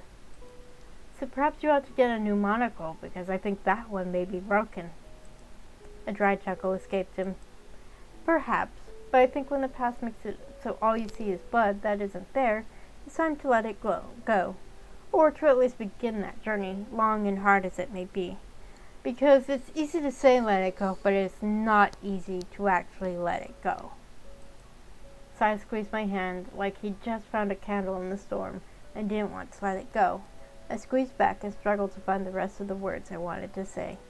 There was so much, but the words stuck in my mouth like sap, and whatever words were there had disappeared. I'll come see you soon, I promise. But today, I may be too busy to write again. It's all right. I would rather you sleep than write. In a house preferable, with a blanket, most definitely not in the rain. And if I catch you in the rain again, I will not take kindly to it, Silas, and I will know if you do it again. If the sofas won't rat you out, I'll make sure someone does. Then I'll be sure to avoid naps in the rain. We just got rid of one angry Fae. I hate to unleash another one on the town. Exactly. You are a mercy, no, and neither I nor this town deserves your kindness, but thank you for it. This was the first time Silas didn't walk me back to the inn. He turned away and walked slowly down the street. And now I had to get back to the inn before they noticed I was gone, and this time I hoped it wouldn't be days on end before I saw Silas again. Tap. Tap. I woke to the sound of something hitting my window before the sun had taken to the sky. At first I thought my pigeon friend had returned and was trying to be let in. But when I went to the window and opened it, I was surprised to see Silas waiting for me below. I leaned on the sill and gave him a cheeky smile. The smile that he returned gleamed pale in the pre-dawn glow, just creeping through the darkness overhead. Silas McCurran, are you throwing rocks at my window?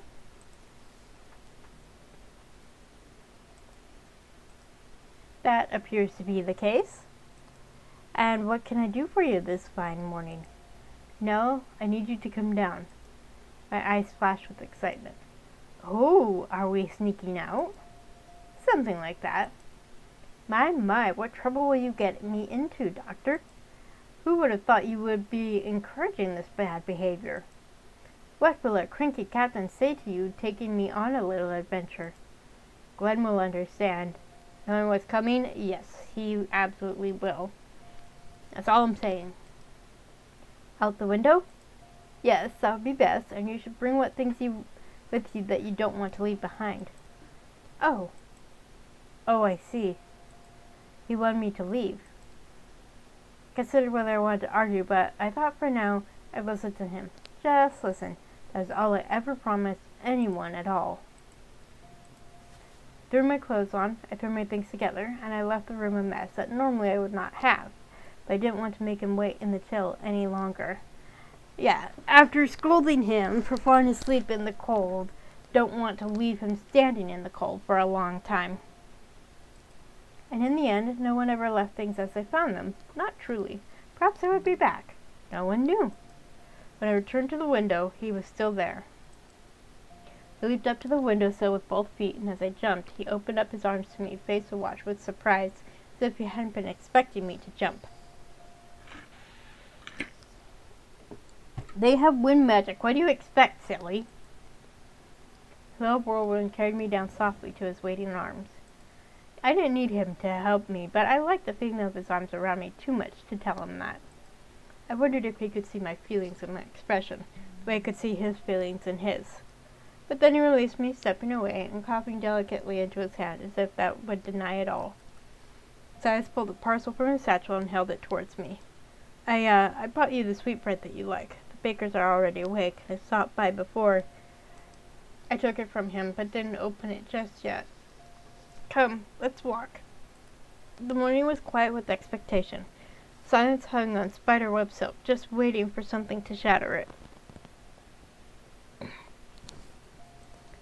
I looked up at his determined face with hesitance.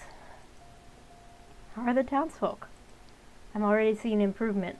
I do wonder why the poor thing took up residence in that well, but I'm glad that it's gone. Yes, Fae do not belong where humans can hurt them. Or where they can hurt humans? I don't believe he would hurt anyone here.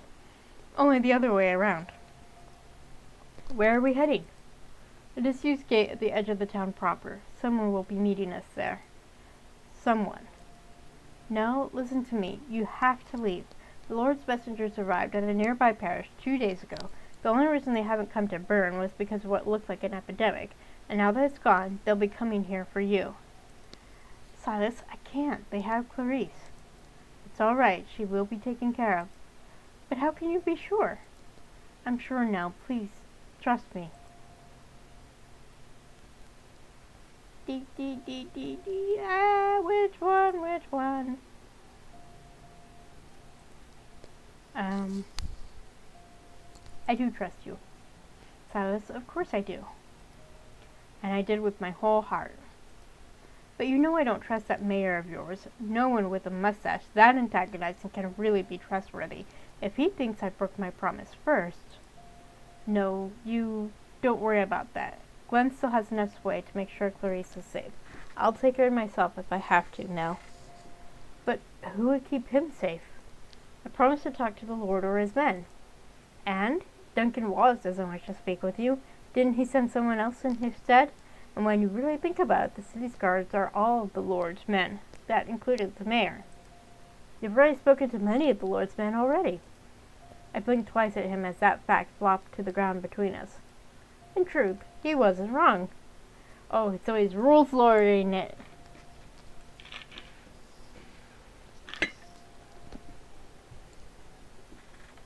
What Fae-like reasoning! I'm impressed. I learned from the very best. We reached Silas's disused gate, but there was no one there. Silas muttered that we must have made it first. Then he turned to me, and his hand found my cheek, cupping it with reverence that stole my breath. And for a long, terrifying moment, that little voice murmured it would be fine then to steal Silas in return. I did my best to smile, as prettily at Silas as I could, while I stomped that stupid Fae voice into the mud. No, I'm so sorry. For what? For holding you prisoner here. Oh, Silas, sweet, silly Silas. I hoped this wouldn't be another burden he would bear. I never wanted to be that for him.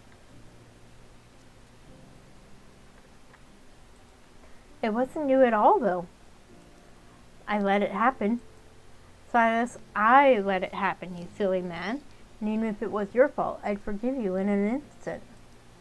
I don't deserve, because you bought me so many sweet buns, and showed me coffee, and gave me books. No, and because you are quite handsome. And because I so very much love spending time with you, Silas.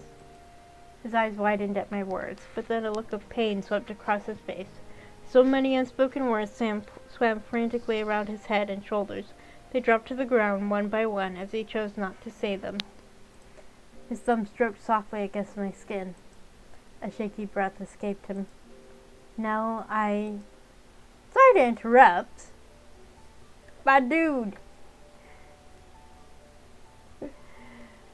Timing. Couldn't react before Silas moved away from me. From the look on his face, I suspected this was who we were meeting. Now this, quite handsome. Lacan? I think I went with LaShawn. He was a wizard, and Fae at that. How in the world does Silas know a wizard? Silas, what's happening?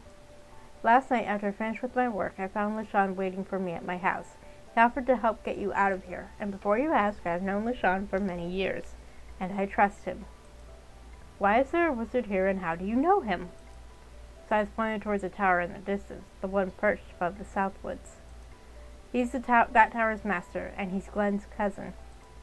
Is Glen related to everyone? Because that would be both strange and terrifying, and yet it's seeming like a possibility. I believe Glen is only related to the Wallace family, including me and my idiot father. All right, I let that statement rest for now. Why are you helping me? Truth be told, this seemed interesting, and I do rather like interesting things, so here I am. Ah, and the truth? Your presence has been a great help to the area, of course, so I wish to repay you. If you lie to me or give me a half-truth once more, I'm returning to the inn. I love that they're a walking lie detector.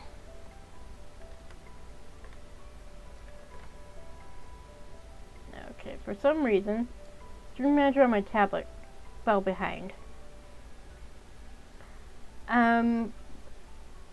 You can actually start the route with LaShawn if you pick neither option. You don't want a guide or a guard. But it's not finished. I think they just ran out of time. LaShawn, please, we are short on time. The sun is already rising. Oh, very well. Now, Blair, I want you to help me with my research. I've even made a quaint little cottage not far from my tower for you to stay in. It's quite beautiful, actually. Tremendous work on my part. Something plagues the South Woods, and talented as I am, I've struggled to resolve it for over a year. I need your help. Silas, what is that little sneak? I hadn't realized he was gone from behind me until I turned. Damn him. Silas, you coward! You're not going far, but the South Woods are my domain. Callahan, my father, the Queen herself, none of them can reach you there. And Silas? Only if you wish it. Silas had solved the problem of my promise, and he insisted Clarice would be fine. Could always check in on that as well. Very well, take me to this cottage of yours and explain your research in more detail.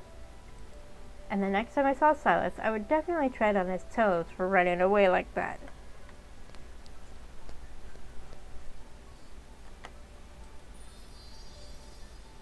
In a blink of an eye, and with a wave of his hand, I was suddenly standing in front of the most cozy cottage I'd ever seen, nestled in the most idyllic clearing.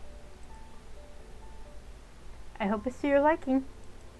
Does it have frogs in the fireplace? No. I can procure them if you want, I'm sure. No, definitely not. I looked around the forest, taking a breath. The air was clear, but something did feel strange. The ether well in the forest has been drying up for some time. I'm not sure why. I'm sure you can feel it if you pay attention. No doubt you have seen the effects of this, the increased monster presence in the forest, the erratic behavior of wild fae. Oh, erratic fae. I don't have to explain to you the dire consequences of what happens when the pool runs dry. The valley would die.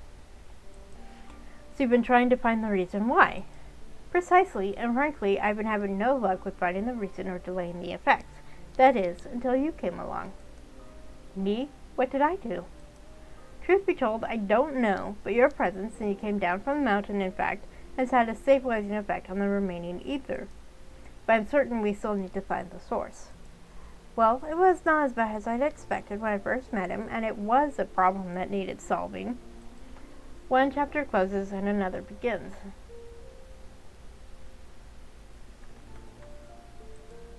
I blinked my eyes and everything had changed again. I'll leave you to get settled in. We have plenty of time to discuss our partnership going forward. Oh, and I almost forgot. Make sure you don't stray past the stone marker to the north. That's the end of my domain. See you soon. And he was gone. I stood a long moment in the clearing, listening to the wind move through the trees. I'd have to tell the Sophists that I'd gone. They would look for me, no doubt. How far were we from the town? The top of LaShawn's tower had never seemed that far away, but it was magic, so looks meant nothing. I'd have to ask the birds or squirrels. There was a surprising amount to do for now. Indeed, I had to get settled in, then find out more about LaShawn's problem, and wait for whatever change came next. Part 7, in which Nell behaves in a very Fae-like way. Almost there. I actually need to get more water, so I'll be right back.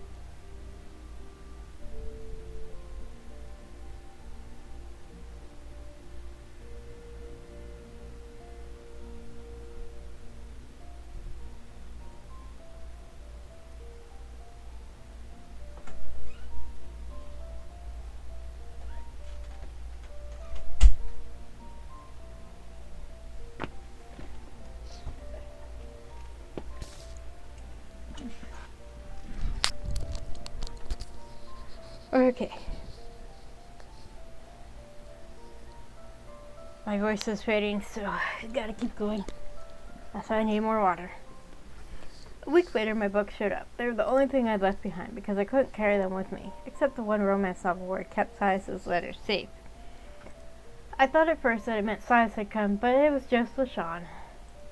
Part of me felt guilty to be so crestfallen it was just him, and he had certainly tried to make me feel guilty for it. But in the end, there was no hiding that LaShawn was not the man I wanted to see so badly. And I didn't understand why Silas couldn't travel a mere 5 miles to the cottage. And perhaps it was still too dangerous, my human side reasoned. If not to me and LaShawn, then to Silas and Glenn, perhaps. And even if they wouldn't be in danger, Silas was gentle and cautious. He would wait until it was safe, because he wouldn't want unnecessary fighting of any kind. Well, my human side argued that, at least. I thought he might also wish to stay and tend to the recovering townsfolk. It would surely take more than 1 or 2 days to return to normal after the Fae had been evicted from the well. It was all right. He could come soon. He would come to visit me soon. But unfortunately, the only one that came to visit was LaShawn. LaShawn visited a lot, in fact, mostly for his research, sometimes for tea, usually for both. The cottage had a garden, and I used that to grow plants to test the ether well because plants were always very sensitive to magic energy. That certainly makes sense.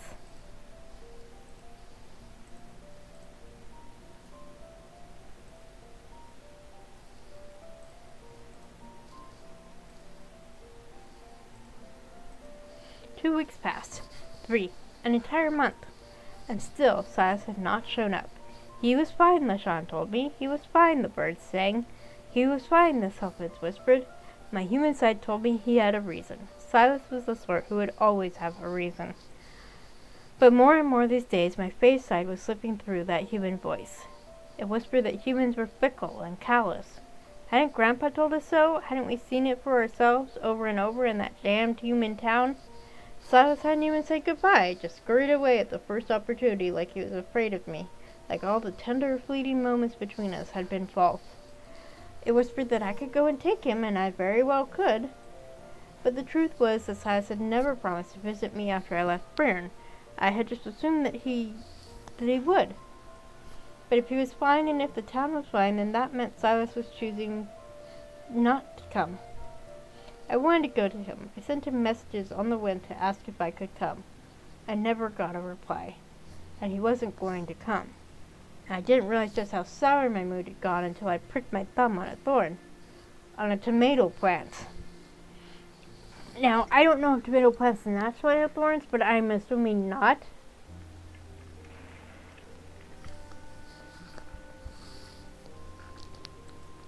Because, damn it, the plants were sensitive to ether, and the ether was currently sensitive to me.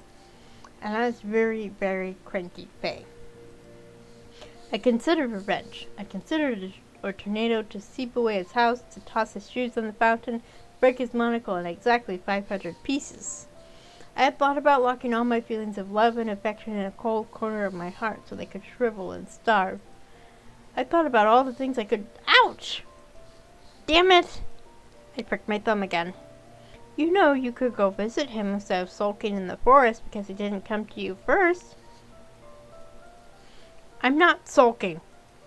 Your tomatoes are growing thorns now. You're sulking hard enough. The entire forest is going to start sprouting thorns soon. You've been sulking ever since he sent you away, and even more since he didn't come to visit. Because he sent me away, so how can I be the first one to return? Shouldn't it be him? I listened to him. I left, and I needed him to come and find me to let me know he didn't want me to leave. Are you just going to let it go like that? Why not? Stories are like that sometimes, unfinished, like a breeze that passed by and blew your clean laundry on the ground without looking back. No, humans aren't like that, and this isn't a story, it's life. Humans are not like Fae. They don't let bonds wither so easily. Sometimes they're even bonds they don't wish to keep. So he was appealing to my human side. It still didn't feel right. It was out of balance, like a clock where the hands would never strike 12. It felt like going against the natural order. Maybe I should go to him, though. Go to him and tread on his stupid toes for making me wait. And then I could let him tread on mine for making him wait, but I knew he would never tread on my toes. Not intentionally. So I'd have to settle for an apology. It's settled then, I see. If I go and he refuses to see me, I'm going to tear at least 3 roofs off houses while I'm there. Why 3? First Silas's, then the mayor's, and then Glenn. Oh dear, what has my cousin done to be included in your hypothetical ire? Nothing, I just don't want him to feel left out. I arrived on the outskirts of the village later that afternoon. I didn't walk. Not this time. I flew there on the breeze like an almost trousseau. I was a little wobbly when swimming in the air like the others. It's the only thing I ever blamed on my mother instead of my father. The sofas followed me all the way, their chorus heralding my return to absolutely no one, because I landed on the outskirts and no one could see or hear them anyway. That day I'd first arrived felt so far away, and strangely, that now felt distant too. It hadn't even been that long ago, but I was no longer that person, was I? The first time I'd arrived on foot from the north, a dirty half-self lost in a world too big for even them to understand.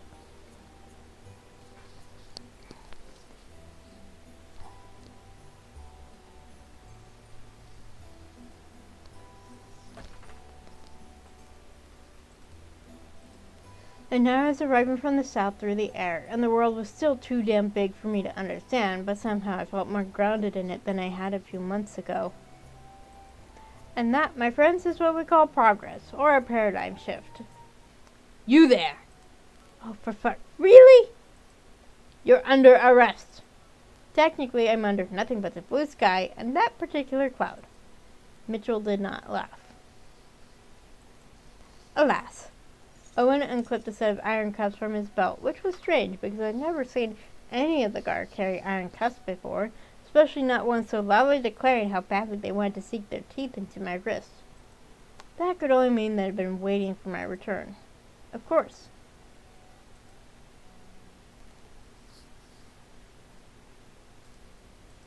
And they thought those eyes would hold me this time. Oh dear. I did realize one thing in that moment. Spending 2 months in the company of an archmage had certainly shifted my perspective from one of cautiously hiding my magic like my grandfather had taught me, to one of embracing it. The sofas were already laughing because they knew what was coming, and well, they listened to me a little better now. Just a little. Please do not remove that thing from his hands. I really don't like them at all. Please do remove that thing from his hands. I really don't like them at all. And the air spirits descended on the 2 men with such vigor they really were fortunate they weren't ripped apart. I didn't have to lift a finger, which made me happy because I knew that others would approve of it more. Not just Silas, but surely Glenn and even Clarice as well. Oh, come to think of it, probably not Clarice. I could only imagine her cackle if she was here to witness this now.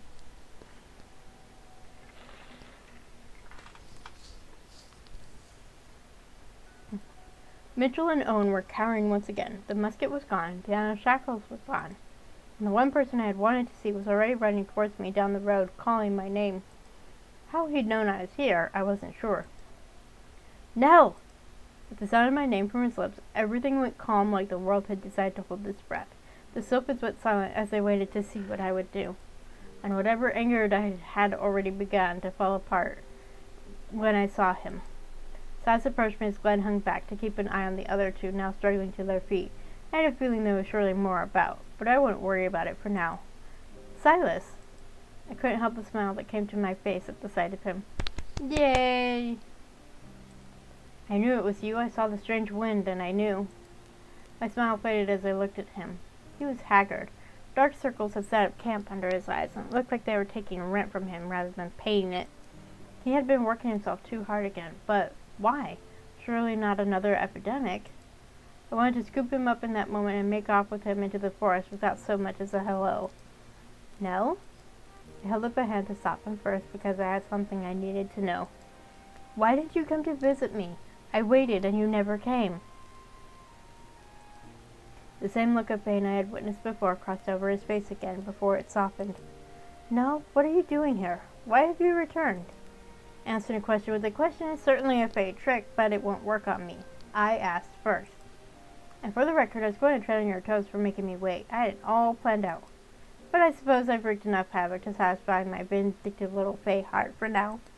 So answer my question. No, it's not that simple. What's not simple? Visiting me? How's a visit not simple? I'm 5 miles away as the wind blows. I have patients to attend. I have to go now. I'm sorry.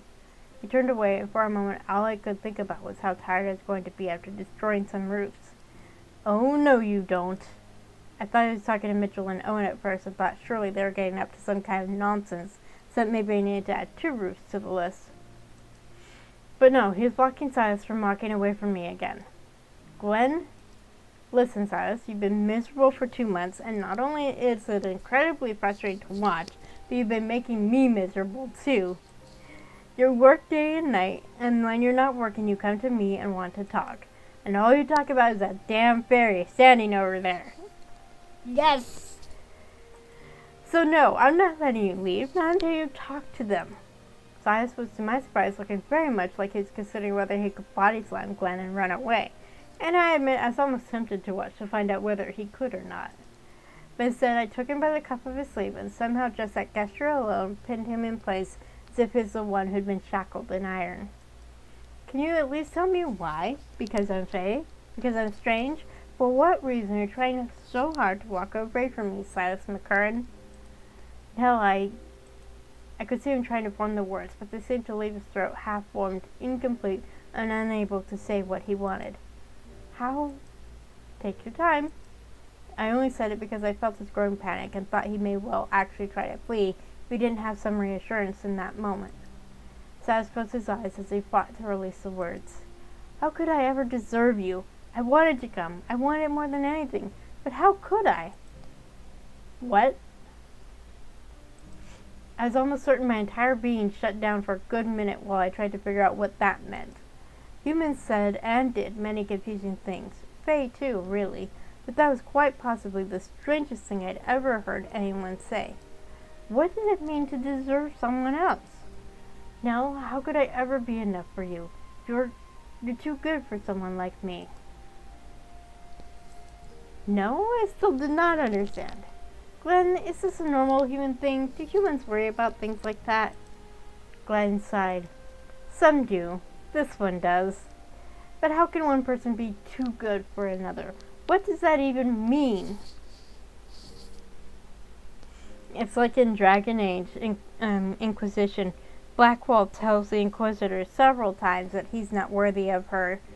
And you just have to keep persisting and just prove to him that you don't fucking care whether he deserves you or not. Whether, whatever he's done, she has decided that she wants him, that she loves him, and she doesn't care if he feels he deserves her or not. She loves him. What happened when someone who is too good spent time with someone who's less good? How did you know goodness levels? It made so little sense that I came to the immediate conclusion it's just a fabrication, a delusion even. Yes. You know what I've done now. How could I ever be good enough for you with so much blood on my hands? Of course it's about all the people he's killed. Excuse me. You're kind and more generous than people deserve, and there is no blood on your hands, Silas. We've talked about this. You know that's not what I meant when I didn't understand, and honestly I didn't think I ever could, to carry so much guilt and assume you could be forever chained down by your past. But it didn't really matter if I could understand it or not. That was the reality Silas lived in. So instead I took his face in my hands. It doesn't matter who is too good for whom then. No one loves someone because they believe they're perfect, Silas. We love them with all their cracks and broken edges included. I don't want you because you have the cleanest hands. I just want you because you are you. My lips found his, which I might not have been certain was the best punctuation for that particular sentence. Certainly it wasn't grammatically correct in the strictest sense. But I was a silk. We just went wherever things led, and that was where I was led in that moment. A startled sound released from Silas as he froze in place. I had the clarity of thought to suspect that indeed this wasn't the smartest decision I'd ever made, but it wasn't the dumbest either, so there was that comfort at least. But when he moved his mouth against mine and his arms found their way around my waist, that thought flew away to join the sylphids in the sky, and I decided it was the best plan I had ever had. I could taste his longing, feel the earnestness of his feelings, and I knew that regardless of what might come out of his mouth when it passed, this moment was true. And it was perfect. When the kiss broke, Silas pulled away to look at me with so much awe I didn't even feel worthy of it, like he was looking at the most precious thing in all the world. To be honest, they are the most precious thing to Silas. Brushed away the hair that had fallen in front of his eyes so I could stare into them when I said my next words. There are many things I don't know, Silas, many things I've never experienced, but what I do know is that you are my perfect match, just the way you are. I knew right away.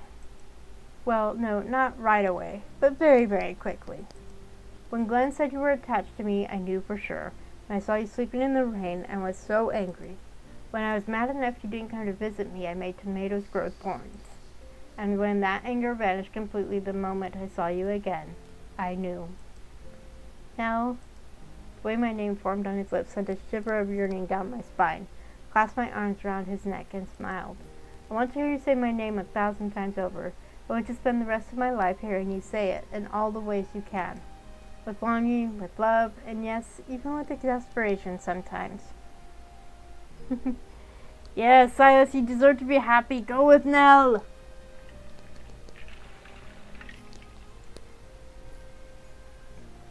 I want you, Silas. Just you. I could do without the gagging noises Glenn is making right now as he stomps Owen back into the mud, but I'm sure we'll manage that somehow. I love that acknowledgement that they're not alone, that there are other people there. Silas laughed and pulled me into a close embrace. Oh no, I want that too, more than anything. Well, sadly, we won't be able to accommodate that. Oh no. He is here. Ugh. I had really never wanted to see that awful wig again, especially when accompanied by the man who usually wore it and several more guards with iron chains and muskets. I'm almost sorry for them for thinking those chains could hold me. Almost. Captain Ashford, I have no idea what you're doing there, but I'm ordering you to arrest those two this instant. Glenn took one look at us and then burst into laughter. I'm sorry, just to clarify, you want me to arrest him. Silas McCurran? Silas McCurran? At this point, Glenn was almost doubled over with laughter. Guards, arrest them! The guards began to advance on us. Oh, bother. As one guard lunged first, I began to summon my own magic instead of the sofas this time, but before I knew it, the man was on the ground groaning. Silas stood over him and had somehow divested the man of his sword. I didn't even see how that had happened. No wonder Glenn had laughed at the mayor's order. Glenn looking like it. Can y'all leave there already? Yes, definitely.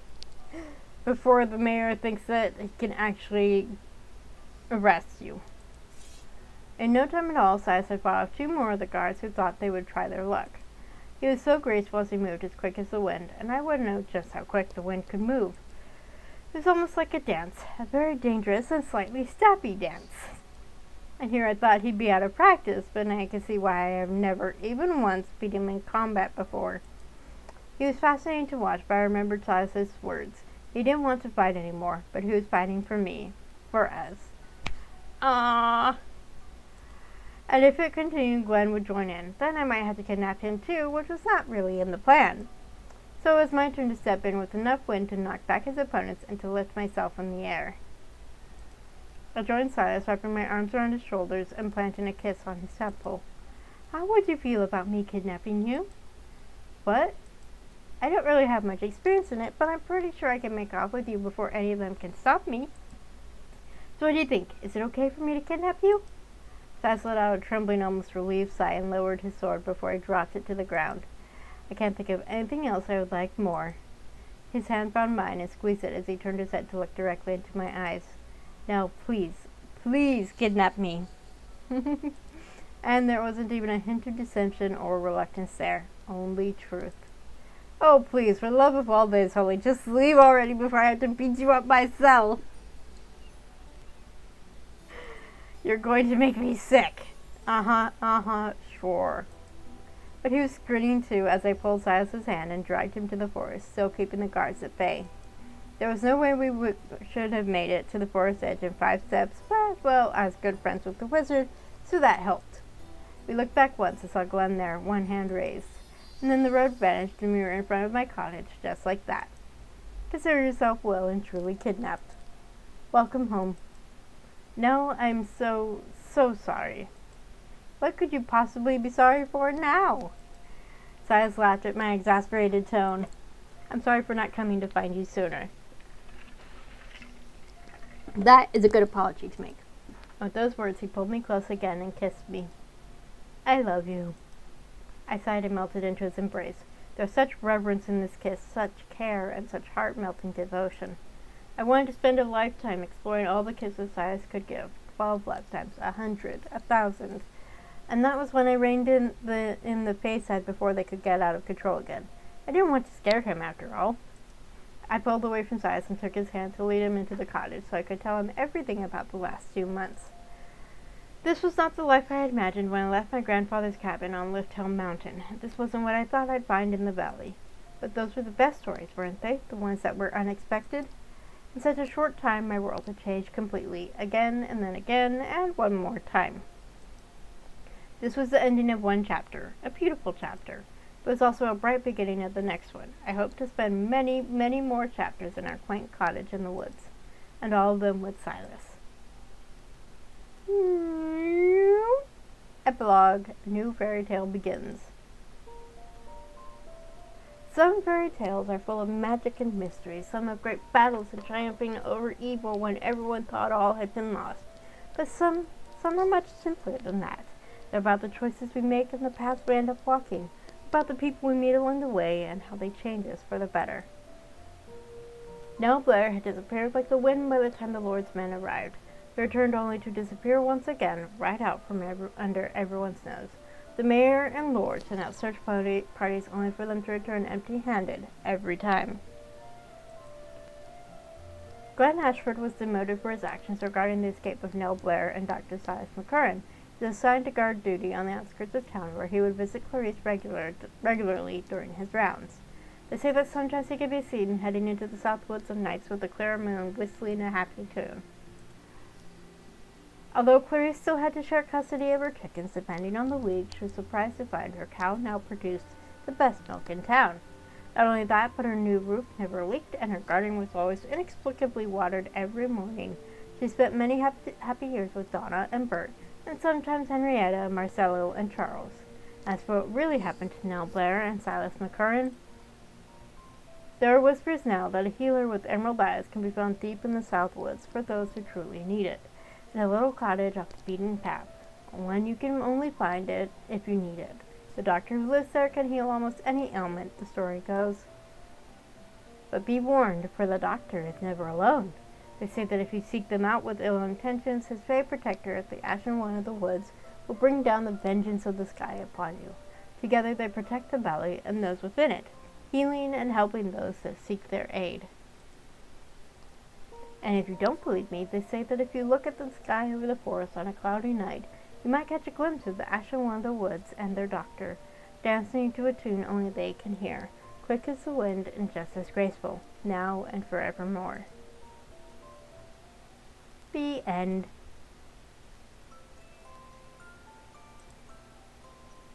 Okay, hopefully this one worked. I really don't want to have to record this a third time, though if I do have to record it again, it will be off stream for sure.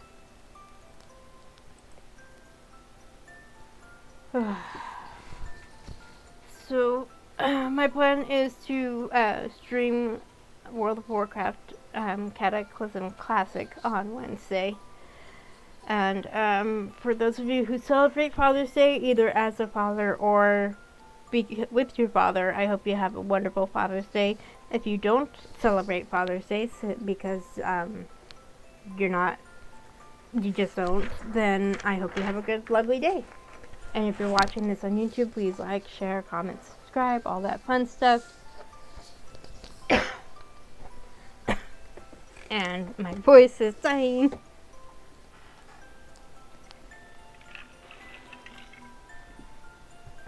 So next Sunday, my plan is to start streaming Butterfly Soup.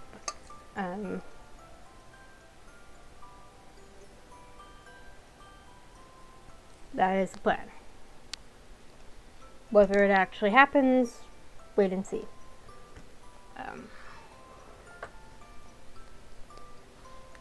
So take care, everyone. Thank you for Butterfly Soap. I think you mean soup. It is good. I mean, it's basically lesbians and baseball. So that was part of the reason that it caught my attention, because I love baseball. I played softball for a few years. I wasn't any good at it, but I loved playing it. And it's really baseball is really the only sport that I follow with any devotion at all. It's okay. I understood what you meant. So yeah. Next Wednesday, hopefully World of Warcraft Cataclysm Classic. I'll be starting in Redridge because I finished Westfall last Wednesday. And then Sunday should be Butterfly Soup for sure. So take care, everyone, and thank you for joining me. Bye!